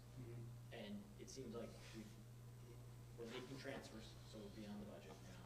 So that makes me think, well, how is this all going to be captured? How are we going to write it next year? So that'll all be captured with Debbie and I as we prepare the budget and we do our allocations, our salaries and wages allocations. Okay, but what I'm asking is, I guess I'm being told that all those extra unanticipated hours have been locked, and that they'll be on top of whatever was estimated against the open space funds this year, against that portion. What's the question? I'm sorry, you made a statement, so To what's to the? the open space account, not Pardon? Any hours that were used in Colony, regardless of whether or not they were anticipated, are booked to the open space account. Correct. And everything is in Prime Point, which is on payroll, so Debbie and Z have complete access to it. So when Debbie does whatever she does financially, she can log in and see everything. Does that answer? I mean, yeah, geez, I guess what you're saying is you don't go through and apportion it later, somehow that these hours are being tagged automatically in Prime Point.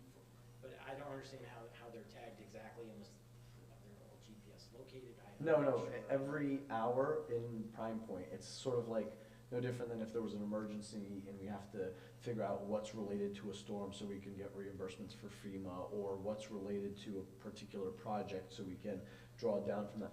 That, they're tagged, it's like, you know. So it's locked to each open It's just space saying, property. like, there, it's a note in the payroll system that these hours were spent on this purpose. These At hours this were spent property. on So that. that's what it means. Exactly. So has that tagging been done? Is that tagging being Yes, done? he does, yeah. I had emailed you on October indicating that that's, you know, earlier this month you asked related to the bill list, and that's what I indicated. They track all those hours, they break them down for each payroll cycle, and then when we draw down from the payroll accounts to pay for those salaries and wages, they're taken from the Do appropriate you have a funds. sheet that maybe you can show the We, committee? we can provide whatever the committee wants. Well, it would just may be helpful. I mean, I would be interested to see. too. Yeah, What- You would really see it if you log on to anybody from my department, one individual, they have an 8-hour day. So depending if somebody is at Nash, Shop Biking, Colony, I break it out to where they are for those 8 hours. So it might be 1 hour at Colony, 2 at Nash, the remainder, everything is logged into the Prime Point every day. Yeah, Like, I don't dispute the intelligence of painting this pool in the fall, but it is unanticipated, unbudgeted for activity. And we were told in the last workshop meeting that the funds were found for this, and now we're being told that no, there needs to be transfers made in order to cover shortfalls. So it seems to me that there's a good potential that the funds were not found, and that this has created an unanticipated issue because we've gone beyond the budget. That's where I'm going with this, Okay. and it makes, Then maybe we guys can take that up as a finance committee meeting of some sort. yep, we can do that. All right, anything else? yeah, I have one more, which is the open space signage, which is in the capital budget. Where are we with that? With open space signage.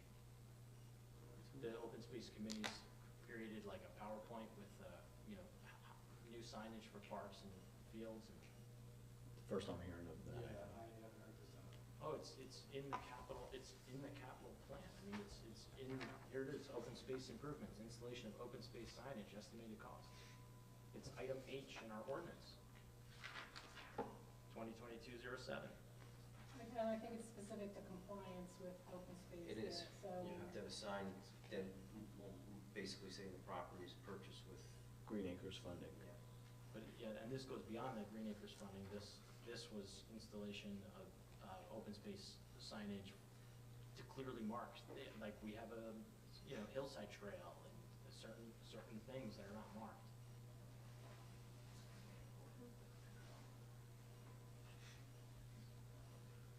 I guess we were missing a resolution for that one. I'm sorry? I don't think there was a resolution for that one. Not that I know of. yeah, usually when they do come to the inspections, they'll look at that. That's not what he's referring to now. He's referring to accessory signs beyond that, I think. Well, no, the open space committee put together a whole presentation. Oh, I mean, Mayor, you're the liaison to open space. I am, and my conversations with them have been, you know, it's pretty much been on hold. So that's why, I mean, there hasn't been much progress on it, cause it's been on hold. So. All right, can we move on to recreation? Thank you very much, Rich. Larry, thank come you. on up. Thank you. Have a good day.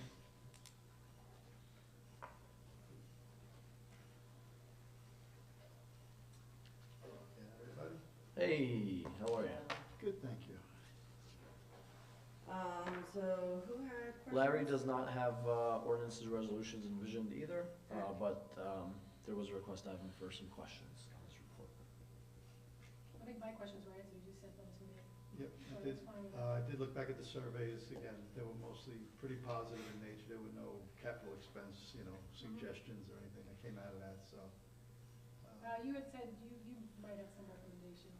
Well, as part of the year end, I put together a list, which, myself, Z, and Rich spoke about recently, but we'll probably revisit that in January at this point. Okay. Yeah, so. Yeah, so I was satisfied with your email. Yep, You sent me no the problem. answers. Got a couple. One is, guys, on your, just starting with Colony, you have recruiting begun for summer 2023. Is that, what's the staffing plan for summer 2023 in terms of the org chart? I don't have a staffing plan necessarily. My comment was just going to games this fall and seeing some of my employees and asking if they're coming back at this stage, right? Mm-hmm. So, I'll probably put a staffing plan together early next year as well, but it would be very similar to this summer. Okay. And that's retention. We have final adoption of a salary ordinance. And have you seen that salary ordinance specifically related to the recreation and pool positions? No, I have not. Okay. Because it seems to me that that salary ordinance doesn't capture the, the org chart for the pool. And I was wondering if you had any input on that. I had no input. What I would say is, my thought is in January, whoever the board is at that point with Colony and myself and Z, we sit down and put something together for next summer that everybody's in agreement with. Committeeman, could you clarify what what in the salary ordinance you're saying doesn't line up with the org chart? Yeah, it's the first and second assistant manager positions, and then mostly to do with that, the management of the pool. So how does it not line up with the org chart? Having those positions listed in there? Yes, having them listed in there, number one. Is that a problem to have them listed in there? Is what a problem? Having positions listed that aren't in the org chart? Yes. Why is that? Because you're not obligated to fill them. Right, but they're also salaried ranges, right? Right. They're salaries, and they're also conflicting, like, to make them salaried, it wasn't on that org chart. They were to become hourly positions. And that's to the benefit of the residents and the pool, it makes sense. There are some other changes that make sense too, that aren't captured on that salary ordinance. Okay, we can adjust it. We'll look at the Yeah, no org chart problem. and see. Yeah, I didn't have an org chart this year. Yeah. Just, Yeah, quite frankly. Yeah, it's only because I thought it was changed to reflect, I thought it had all those I wish it positions was. on there, so. Yeah, I tried to make it as all-encompassing, that way we are not limited, rather we only have more options.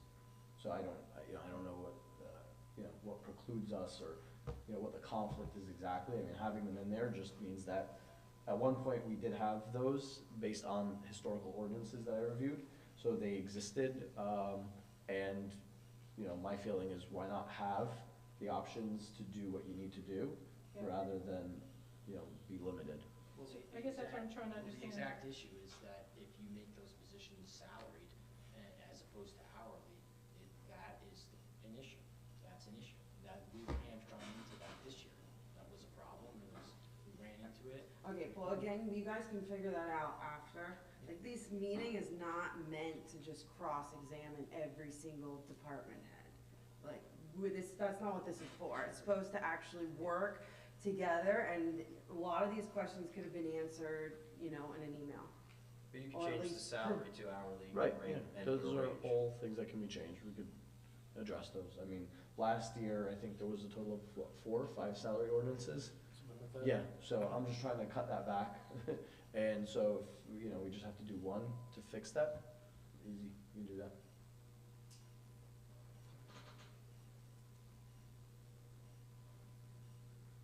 Anything else for Larry? Well, the rest circles back to sort of JRAC issues, but in deference to Anything else? Committeeman Hamilton? Just checking in? Yeah. Deputy Mayor, do you have any questions? No. I do not. Thanks, Larry. Oh, thank you, you're welcome. All right. And- Do you have anything you? No, I would just say, Mark, if you want to either call me or email me on any of the other stuff that, yeah, no problem. Thank you, Larry. Okay. Thank you. No problem. Tax collector and tax assessor submitted their reports. Unless there's any questions on those, you know, if I can't answer them, I will get that answer for you. But, nobody indicated that they had questions. Otherwise, we'll circle back to administration and clerk for our final two things. Just on the tax assessor, if you could follow up, I meant to ask Debbie when she was here. Oh, I think maybe you did answer the question on whether or not we would need to add to the tax appeal reserve. Yes, We're gonna figure that out. yeah, I do think that's gonna be a consideration for 2023, needing to add to the reserve and look at all of our reserves. Yeah, I came to find out that we don't have an accumulated absence reserve either. You know, a couple other things I think it's wise to have cushions. So we'll examine those through the budget process Okay. and get back to you. So you want to do administration first? Sure, we'll start with administration. Block party? Yep, because Greg can't leave any earlier. This is an ordinance. I will say, if people have an issue with the ordinance, one of the towns had really more of an administrative type process that was a one-page on their website. They could go through the clerk and the administrator. There's no fee. It was really minimal. Yeah. This ordinance is a little bit more, contemplates a lot of things, contemplates insurance where the other one didn't. But I was asked to do the ordinance. But I just thought when I was researching it and what other towns did, I thought that was another way to handle it based upon committee deputy mayor's comments about rolling the car, locking off the road and rolling a keg of beer out many years ago. So just to clarify, Mr. King put these as drafts, you know, not necessarily accounting for some of our previous feedback. We're just going through this as a new exercise to dictate how we're gonna handle ordinance drafts moving forward. So unfortunately, you know, I apologize if some of you may feel like you're repeating some things. I know one of the issues was the fees, which I don't think we want, but again, this was just sort of a starting point. So if you could give him your feedback, and then we'll formulate this into a draft for introduction. Yeah. I mean, my whole goal is to make this as resident-friendly as possible. We don't want to discourage block parties, and as somebody who's run block parties, this would be very discouraging. Did you get your application, your fee? The $20 I can handle, but getting the signatures, there's a whole bunch of stuff in here which was very onerous. Yeah, can you, if you could go line by line for what you would like, Let's kill the Mr. $20, King. that's an easy one, Yep. no fee. No fee? Number B, or letter B, do we need 30 days? Oh, it's a 30-day notification, is that necessary? I think, So that's in there because there's steps in here to notify the police department does a review, your DPW does a review. can we add that the clerk can waive that 30-day requirement if appropriate? So if it's easy enough for him to notify, and, because is it gonna take more than a week to notify? Sometimes it Parties shouldn't, but sometimes it could, you know, that maybe there's back and forth, and they may say, oh, we're trying to have a block party next week, but, you know, maybe there's a little bit of back and forth, or, you know, the barricades that are needed, DPW needs to coordinate and, you know, needs to figure out scheduling for who's gonna, you know, Yeah. how that's gonna work, so, you know, I think Right, maybe so 30 if we days is clear maybe a little too discussion. much, but, you know, Okay. certainly, I think it should be a little bit more than a week. Yes. Oh, certainly, because So maybe 30 days with, you know, but like putting out for Greg to override. And there are contacts with the different Or community groups. administrator. There's different community groups that do these things, so we should just make sure at the end to push this out to them so they know. Yes. And, or, you know, certainly when this is gonna be, This round with Halloweens, I sent an application to all of them, you know, and there was no fee, there was none, but it was just more of letting them know, hey, before they would just email Bob, or some people would just email the chief, and then the chief would, fortunately know to send them to us to say, hey, by the way, this is happening, or somebody would just send it to Rich, because that's who they dealt with in the past. So we did try and centralize it It this sounds year. like you really wanted to do more administrative where you don't need an ordinance. I think one of the neighboring Union County towns has it on their website. I have it at my office, and it's really easy. Yeah, Not an I mean, I ordinance. think that's what we're looking for, it's just that there's, we're aware, we can notify the appropriate parties, things Yeah, I like- just think that having, I don't want it to be complicated, I just think that to give it some sort of muscle, or Do just you so want that way if insurance? somebody, Do you want them to get insurance? No. No, I Then don't you think want the that- other one, then you want the other one. You Well, want the one pager. okay. I mean, I would advocate for an ordinance, but that's your decision. I think an ordinance, but simpler, it doesn't need to have an insurance, but putting restrictions on if they're bringing vendors, if they're, then if they're having a ride or whatever, then that person should have insurance, I if they agree, are. So yeah. I just don't want us to be in a situation where I fill out the application, Now, or can they we don't make do what we need them to this do, and we don't ordinance have a teeth. one-page ordinance? Cut out, 80% of it. I should get what that one town does, because I thought it was really Straightforward. just straightforward, easy. I don't know that if you have these types of block parties where you have bouncy houses and whatnot, there, I don't know if there's food trucks that line up, because that raises Board of Health issues, I think, as well. Yeah. You get a We one-time have license. had, food Or maybe vendors. it's better Yeah. off that don't know, don't tell type of thing. That's, for every, you put it in an ordinance, you're You liable know to what it. I'm Well, saying? that Like- kind of prevents us from enforcing our own laws. It's something happens. I don't know, I'm trying here. Did I read in a report that there's been 6 block parties? What if we considered, I'm sort of with Stacy on this one. Only What since if we started con- counting, which was in September. So there have been others prior to that. Deputy Mayor? Yeah, what if we considered,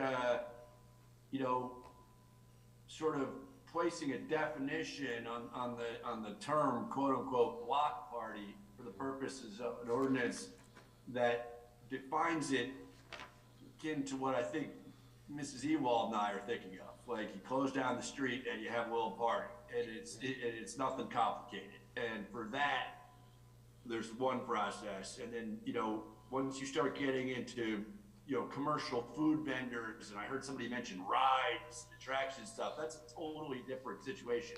But I don't think that's what you normally see at these types of events. The type of thing that we're contemplating here would be, in my mind, your garden variety block party, where they shut down the street to traffic so the neighbors can hang around and eat some hot dogs and have a drink in the street. So that would be, Is that not- I would recommend, Deputy Mayor, that one pager where it really runs through the administrator. The police are just notified, to make sure it's safe, and you go back out there, make sure that, everything's cleaned up. One All I pager. was looking for was just to codify the application I put together. That's really it, that one-page You can do it application. by administratively. If Okay.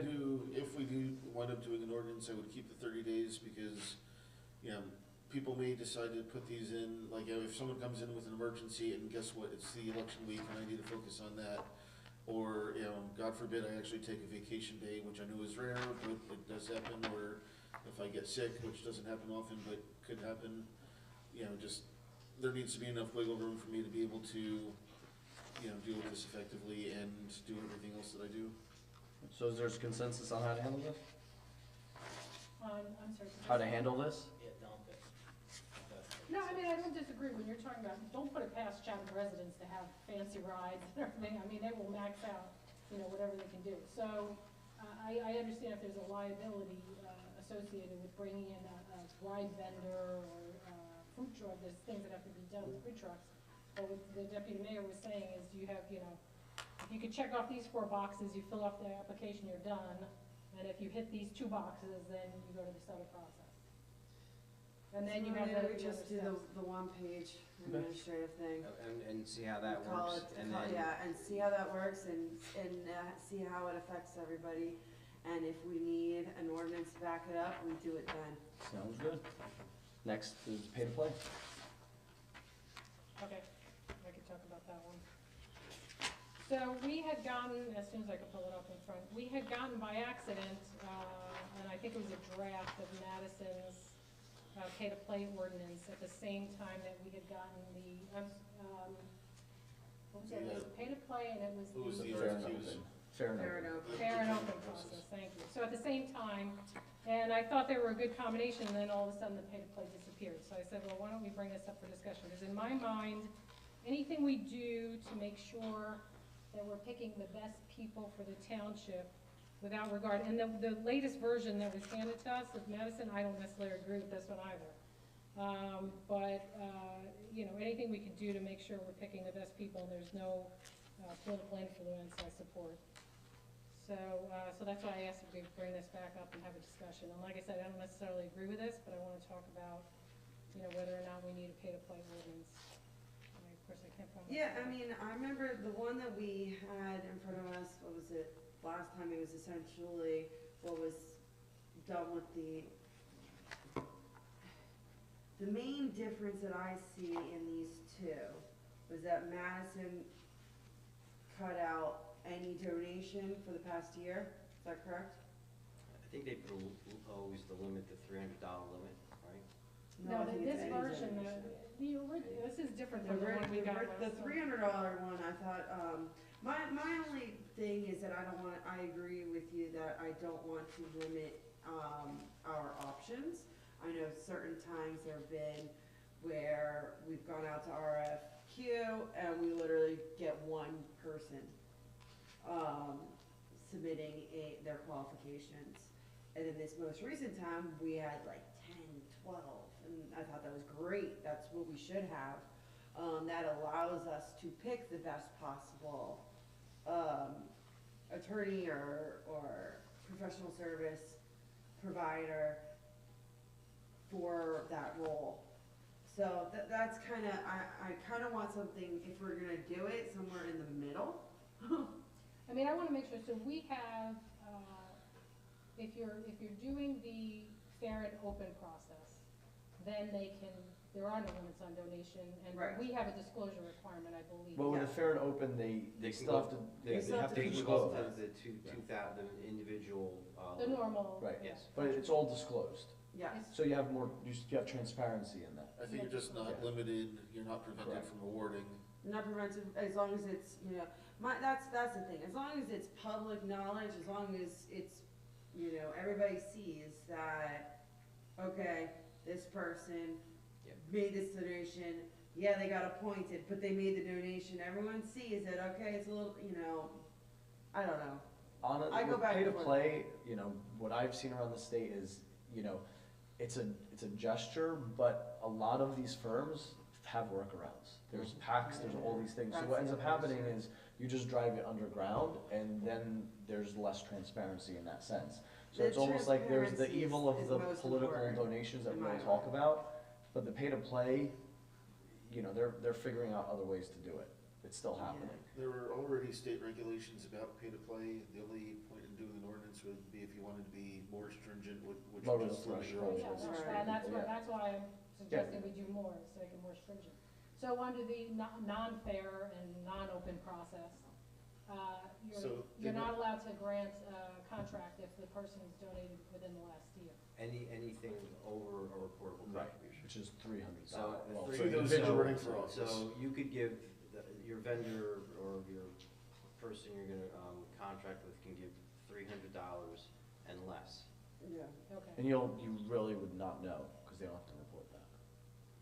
And generally, there have been firms that we deal with that say that they don't do any donations, Well, Correct. because they don't wanna be compromised in any way. Well, there's two reasons. One, they may be a vendor in one of those towns that precludes that. I think Parsippany has a more strict pay-to-play. Right, but again, like you ordinance. said, it drives it underground. It absolutely does drive it underground. So you wheel My money issue around. is that I think transparency is the most important. I'd rather have it as everybody can see, okay, that person, you know, they made the $1,000 contribution. That was the argument against pay-to-play. Yeah. People would say, all you're All gonna you're do, trying to and you do, you have the super PACs that larger firms, Right. Well, that's its own problem, that Yeah. exists. Yeah, but they do it locally They for do it local towns. locally. Yeah, if. Because what ends up happening is then it goes to the county committees and the state Yeah, no, I committees. know. So they're still doing it, and then they just have the county committees and the state Yeah. committees sending the money, and so it's like, well, where did this money come from? Yeah, Well, it's yeah, the dark this one. does address county committees, so this includes county committees, it includes township It could be a committees. club. What But about a no, what I club, mean you is know? they'll donate to a PAC, the PAC will donate to the No, I county, and the understand. county, and so, Yeah. you know, Forget that's really what they're doing now. Which that's what I'm saying, they're doing it anyway. Personally, I prefer, what you do for the non-fair and open process, I prefer to still apply it to the fair and open process. But then you would have to have an ordinance that says that no one can give you money, essentially. No one can donate, or can only donate to a certain amount. Yeah, I can live with that. I think we make better decisions that way, we make decisions that are focused on getting the best person for the job. And it could be a 5-person Republican committee, it could be a 5-person Democratic Right, committee. no, I But understand. I wanna always pick the best person for the job. I agree with that, 100%, always picking the best person for the job. My only concern is I don't like the undergroundness, I like the transparency, that's my only. Well, also just the nuance with the non-fair and open is, I could just say, hey Greg, I'm hiring your firm, I didn't advertise, I didn't have to advertise. So nobody would have had a chance to Right. compete or throw their hat in the ring. Mm-hmm. So that's just the difference between, not just the difference, but that's one of the differences between the non-fair, if you're doing the non-fair and open process versus the fair and open processes. Yeah. One is more hand selecting someone with no advertisement, no solicitation, See, and the the other non-fair is and open, the advertisement comes after the fact to say that, you you awarded this awarded contract. a Right. non-fair and open contract valued at X, whereas the fair and open, we don't have to tell anybody, I mean, we do the resolution to award the contract, but beyond that, we don't have to tell anybody anything. Yes, and I looked at both processes, so the fair and open, you can then award that to anybody on the list, regardless, they could have the highest price, and they can have maybe qualifications that aren't the strongest qualifications for whatever reason, but, so as a result, I wanna make sure we eliminate that donation aspect. So, but it sounds like I don't have anybody else buying in on this concept. Well, it's not necessarily that, I think, I have yet to see, I guess I should say that, I have yet to see a version of this ordinance that I would be completely okay with, and I would need to spend a lot of time, taking some of these apart. So maybe cause like from the one that we saw last time, and then this one, there's gotta be a middle ground. I guess that's kinda what I'm saying. Yeah, I mean, I'm not happy with either of them. Right. Yes. Was there a particular aspect that you wanted to introduce? Like, beyond the state regulations, was there a particular regulation that you were? So maybe we looking start at? with the state regulation one, or the one from last time, and then we change a couple of we add a couple lines in there regarding, I think the last one was the Madison draft, and then this one's the Madison final. Perhaps, I couldn't find that other one, committee woman, so I just pulled That's that one from what was adopted from their code book. You said did you like the one in Parsippany? I mean, I've lived with that one. All right, maybe if we can get some examples Let's of see what some some more other towns are examples. doing, yeah. we'll keep this on maybe for the next workshop as well. This will be an ongoing process. But to your point, the reality is it's driven Underground. underground. I mean, there's been articles out in, well, there was a big investigation by the Attorney General's office in some very large firms. Cause I'm not That against. they did this, and they were looking into how they got this money, they wheeled money into it Mm-hmm. for that one specific. It's usually in the bigger towns, like it was Right. Elizabeth, Perth Amboy, and a couple other towns. Yeah, It's- which is always It's gonna happened in happen. this town, and it's only one party, and when you look at $4,000 transfers and greater, that's happened to only one party in this town, and it happens through the county committee and through the local municipal committee, and you don't know where that money's ultimately coming from, so it's blind anyway. And that's the essential issue here. But And if you wanna take that out, I'd be all for it. Well, that's I'm what you with would do. And you wanna cut that down $300, I'm good. I'll be there all day with you. But That makes sense. But that's what those Because that's- ordinances do. Right, but that's the issue, that's the issue. Yeah, you lost me, but it sounds like we're in agreement. Because that's what I'm saying, is at the Right. county committee level, at the different levels, so. Yeah. I think we're on agreement here. Just finding the language, so it We sounds just like, need the language Just for it. drop it down to $300. Hmm? So, which is. isn't that what the basically- Madison one does though? No, Madison's Or was more. it- So if you look at the So we Parsippany one, need get the the first, the Parsippany one one, that we I think they originally limited it looked to at. either, three There's hundred, that, like- no more than 300. The one that I Any did entity. originally Yeah, just should be So like, it goes to Well, I county, can get you. whatever. That, So, send that but- one but back the- around The way that and they just get change their that money number. in is through the unions. okay, you know what, I'll The work unions- with you. I'll work with, yeah, Uh, and we'll get But how's that something. gonna- Cause how's that I'm gonna still stop not it? clear what How's it exactly gonna we wanna stop put into place. If Alright, they're saying well- county committee can't make a donation So, to so, a candidate so for if, $5,000, let's, local municipal committee. so can't do if that. I make a, 400, donation to the, Democratic, county committee, I'd be precluded. And you'd make history. I- Peter King I- donating $400 to the county. I've done that, I mean, everything I've done is on. Alright, so let's keep this on for the next workshop We'll meeting. pull up more We're keep examples. working- We need more examples, we need to spend some more But time then with you would this. have to be campaign to campaign as well. We're gonna spend some more time with this. What's the next item on the agenda? I don't wanna be here any later than we need to be. The next one is. The clerk, Clerk. film permit ordinance. Well, do you wanna start Okay, with any the questions? film permit ordinance, let me just say, I don't care. I genuinely don't care. So we can scrap the whole thing, I just don't care. I thought it was a good idea when Greg brought it up. I thought, hey, this is great, I like the idea of people, coming out, or especially our department heads coming out with ideas of like more revenue for the town. But if it's too big of a deal, I just don't care. So I think really the only issues would be the fees, the daily fees. We've exempted, filming of news stories, we've exempted, individuals using their handheld cameras, We lost the not-for-profits in this new version, um, exempting the not-for-profits. well, I guess, are the nonprofits, they're not, are they gonna be doing big productions? Aren't they mostly captured under handheld camera? Oh, I don't know, but it says one camera, so that's why I didn't wanna. Okay. The use of this ordinance is to keep people safe, keep the roadways unclogged, right? Not have a semi-tractor trailers, not have big lighting rigs, not have disruptive night shoots, with lights, and the swamp and whatever. So there is some use to it, but you definitely have to, what Stacy's saying, exempt nonprofits, film crews of 10 or fewer as the film crews defined in this ordinance, maybe production budgets of $100,000 or less, or $25,000 or less if it's episodic. You'd have to do some carve-outs to make this, or maybe even exclude any production shot entirely on private property. Yeah, this is only on, this does not cover private Well, property. it defines public lands, but it doesn't actually say that. If this is truly only on public lands, then, Mhm. that's okay too. I mean, because that's really what we should be regulating. But what's going on people's private lawns or this would stop, in that case, it would stop a studio from opening in a commercial space. It doesn't make sense.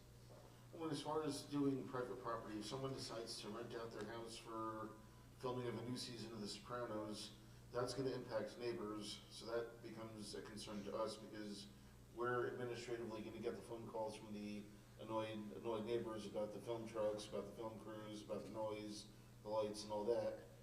And, that's why I felt that there should be some measure of regulation, so at the very least, we know what's going on, and if there's, whatever you as the committee put in the ordinance, if there's something being violated, we can put a stop to it, whereas, as it is now, somebody shuts down Lalonica and starts filming, whether it's private land or public land, we can't do anything. It's a little true, but I do agree, and I think it should. Well, Lalonica was treated shut and down, right away. basically. Well, wouldn't they, haven't they shut down a road? You can't. It was better, they went through the county, they got the road shut down, they did their filming.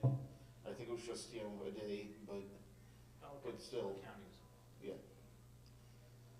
But it's one of those things where they didn't have to talk to us at all, they could have just gone and done it, and we would've been surprised that suddenly a road in our town was shut.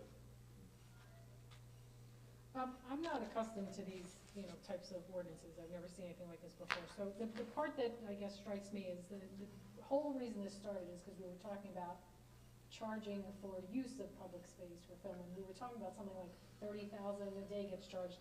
And then I see something like, 200 for, which I realize this is application and filming fees. But why wouldn't we include the whole rental part in this as So well? I think we're talking about two things. If we're gonna charge for use of public land, that's one discussion. Having filming permits for filming, whether it's public or private, is another issue. Most towns will charge for a permit to do filming, and if you're doing a movie scene at the cemetery, in your backyard, there are, permits that most towns would require. So rental for filming though, it would be a separate, you're saying that normally Yeah. that's a separate ordinance? So, if we want to Usually the charge space someone, facilities rental ordinance. if we wanna charge someone $100 a day to use the courtroom to film a TV show, that's one ordinance as far as like a municipal facility use fee. Okay. Versus, I want to make a movie, I wanna make, Clerks 4 and, use the local gas station and, it's private property, but I'm gonna be, doing Blocking filming up the streets. Yeah, blocking up the streets, using police to. Direct traffic. Direct traffic, using public resources for a private purpose Okay. and disrupting the flow of everything. That would be a normal thing to, at the very least, know what's going on in town. And, the purpose of the fee would be largely to cover the town's costs of, the administration level. But, If we do make it for public lands, can we just change the title of it? Yeah, Just if add you look at, commercial filming in Chatham Township on public land? yeah, if it's fine, if you look at section 3, no permit shall be issued for filming on public lands within Chatham Township unless the applicant for such permit, and then Yeah, that was you've got one, insurance. too. So that's where it is, public lands. But how does that then address what Greg was saying when somebody's, even though the filming, Well, we had that in the borough, it was somebody's house, but it was a big production. Yeah, so I guess the thing would be is you would, the police would come in if they were blocking the roads and being a nuisance. I guess I could amend this to the size of the production. Well, we had talked about that, yeah. Yeah. so personally, my concern is larger productions. If it's something small scale that's not gonna bother anyone, I really don't care. So how would you wanna do that? Would you wanna do it on number of vehicles, I said number feature of film, people? I said feature film production budget of $100,000 or less. So this would be under exemptions, right? Feature film production budget of $100,000 or less. That's the angle I was taking on it, but if you wanted to add that in the affirmative, you could do that. For So you- episodic or short film budgets, $25,000 or less. Okay, so how do you just give me direction? Feature film production budget. of And a hun- feature film? Feature film production budget of $100,000 or less would be exempted from this. And then episodic or short form budgets of $25,000 or less. And I guess that second one would be to cover for TV shows that were. TV Yeah. shows, yeah, any little commercial shoot. I mean, $25,000, maybe you could do a music video, maybe, probably not. So how are we gonna get that proof? You're You're just taking at their word? Well, the production company, I Yeah. mean, like, you're gonna Yeah. get hard scrabble junk, but Yeah. what this is gonna do is it's gonna take a Viacom production, it's gonna take something that's a feature film, like, with a known actor, they're gonna be excluded. Or anyone who has a, Are we excluding them from requiring a permit, to get a permit, or from the fees? Because we could waive the fees, but they still have to get a permit, so we know what's going on. yeah. Because we've got that in, the students, fees may be waived for students. Yeah, well, It's the exemption from the fees. in that exemption, we can put any limitation in that. So your nonprofits, we just put, educational institutions and nonprofits, and then we can add on, episodic, features of 25,000 and less. Okay. And we can put in feature films of 100, budgets of 100,000 or less. And you then, didn't- and you want this to be, then we could add this to, you know, private property. Yeah. So then I can put private property. Yeah, the only thing that somehow we lost, there was a waiver on one of them, or an exemption for somebody, got a team doing their wedding videos or something like that. Well, that's covered in here. Did it get picked up somewhere? I didn't For see your it. team doing the web video is gonna be less than 25,000, less than. Yeah. Oh, yes, but it says feature film production of 100,000. I mean, I think So it's it's a- like- So that would be episodic or short form, so 25,000. Or would be also covered with, one person with one camera, Yeah. usually the, If it's, I mean, usually, right? I mean, Not anymore. again, I mean, No, I wouldn't doubt there'd be a couple people. well, usually one camera, right? You know, maybe they have a video camera and then, All right, if you think it's captured. I mean, you know, But people are- ordinances are on, a lot of ordinances are on the books, it's not until you start enforcing it. I mean, you have this, if it becomes a big problem, the police come up and then they, you know, they have an ordinance. But most of those types of things are, you can't write ordinances for everything. You try it, and if you put it on, you try to put it on, you try to get it as best as you can get it. You put it on the books, inevitably, there's gonna be something you didn't think about that you're gonna have to change, and that's why you amend ordinances. Sometimes the ordinance doesn't work at all, you just take it off. So it's kind of almost a living document as things change. Yeah. In terms of, you know, violations of an ordinance, there are certain things that'll go noticed and certain things that won't. If somebody shuts down Candace Lane or Nicholson or Gates and films a new James Bond movie, you're all gonna notice something's going on your street. Whereas if someone is filming their wedding at Corpus Christi, no one's gonna call to complain to me about that, so. Okay. Can we also maybe consider a 2-year sunset? So if there's less than 10 permits issued from January 2025, or there's less than $5,000 in aggregate fees collected, just throw the sunset.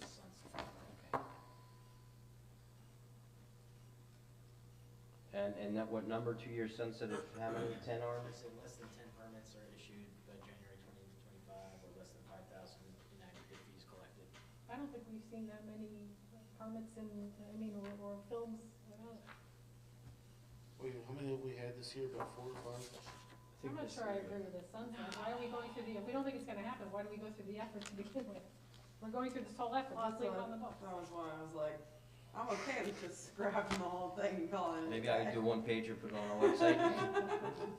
Right. I mean, if, Yeah, I'm if the I'm consensus is just- to scrap it, that's fine too, but, you know, it's. Listen, we just come with recommendations based on Or what we see. ideas and. You know, if the intent is just to, you know, not make them happen, then that's fine. So you want me to amend it as we discussed? That's fine, don't, it's fine with me too.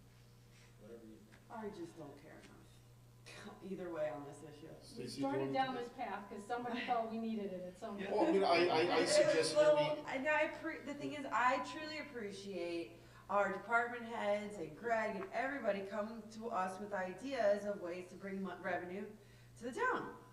It's a great idea. That's something we should be encouraging, so I thought that was great. I didn't know it was gonna go into this, We don't you have a know, big couple problem. month long. We have seen an upswing in the number of people that have contacted us about filming. So, yeah, if there was an interest in having another revenue source and also to know what's going on in town, so that way, you know, if you have issues on your street with, you know, trucks and lights and noise, at least we're aware of it so we can, you know, deal with it and get ahead of the curve. But The intent of We're these, again, 90% of the way there, let's just get it done. I mean, All right. the intent is to give you guys ideas on what we think would help, you know, whether it's for revenue or it's to give the enforcement arm of government teeth. We don't have ordinances to back us up, whether it's the police chief going out to enforce someone parking on a lawn at the municipal pool because we don't have such an ordinance, or because Be there's a properly- nuisance.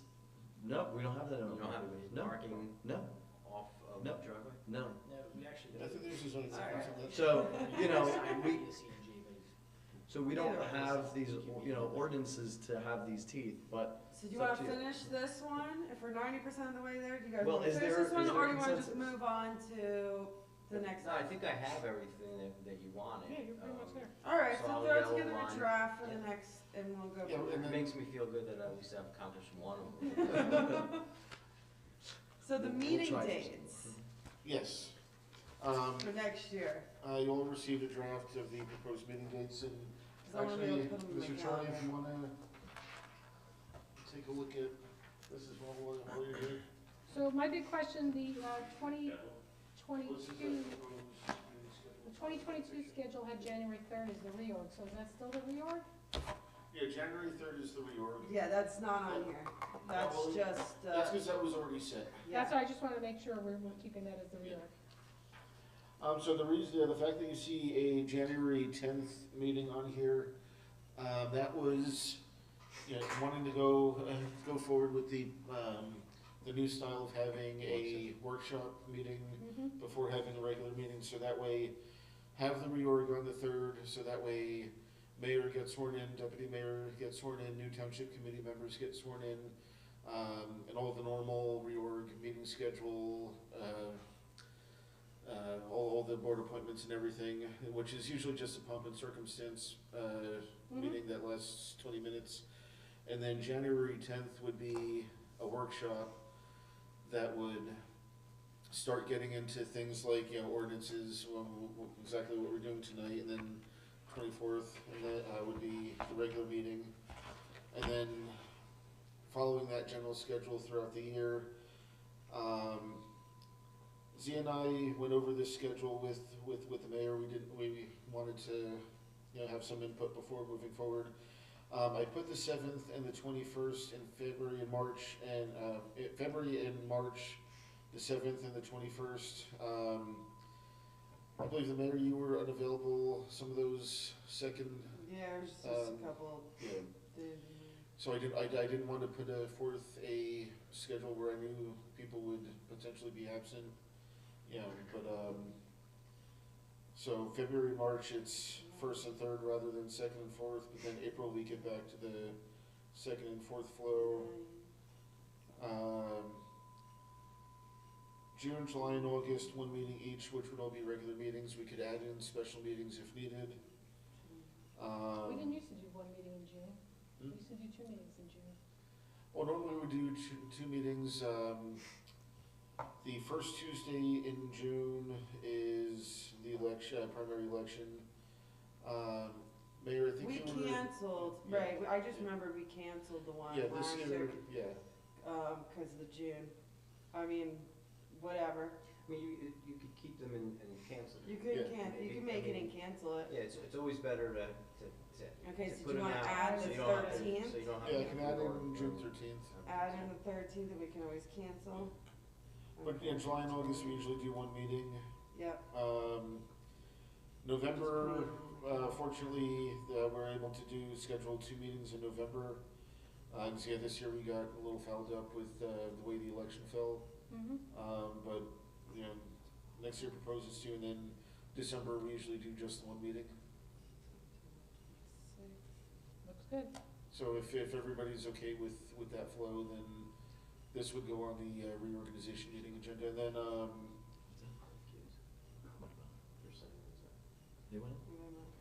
then we would usually schedule the next year's reorg at that time, which looks like would be January 2nd of 2024 would be Alright, that year's reorg. okay. I didn't send any. Calendar. Oh, well, I didn't send anything. Okay. I know You everyone will didn't be very request upset it. about January 3rd, You I didn't cannot request it. make. And Well, obviously. April 11th, it would be much better for me if we could make it April 4th, for the April 11th meeting. Email it. What? Email it. Okay. He was saying April Yeah. 4th he'd rather do instead of April 11th. Which that's up to the three of you to. I'm indifferent. Four. I'm not, my schedule is not so scheduled that far in Yeah. advance. My schedule usually is, I plan everything a year in advance, cause I'm just crazy like that. But yeah, if you wanted to be April 4th rather than April 11th, that's, Well, it changes the, the 2-week thing. Well, we were just wondering, School's out the week of the 11th, We should probably then look at holidays. huh? We should probably then look at Religious holidays, holidays, cause there might be spring, Easter that's and spring. Passover. That's spring break that week? Okay, so you prefer the 4th? yeah, which that's a perfectly valid reason to go with the. Alright, so we're. What do we wanna do, the 4th and the 18th? That's fine, 18 or 25 works. I'm different. We'll go, do you wanna keep the 4th and the 20th? Let's keep the 25th. Yeah, cause then that way that gets the rest of the year to the normal second and fourth Yeah, vote. exactly.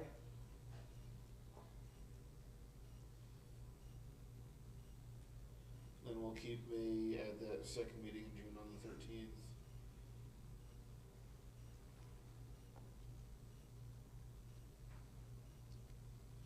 And then, you know, as I said, this won't be adopted until the reorganization meeting, so if anything comes up between now and then, you know, this can get modified, and as you know from this year, we can always, you know, as long as we do open public meetings act notices, we can always reschedule stuff if needed.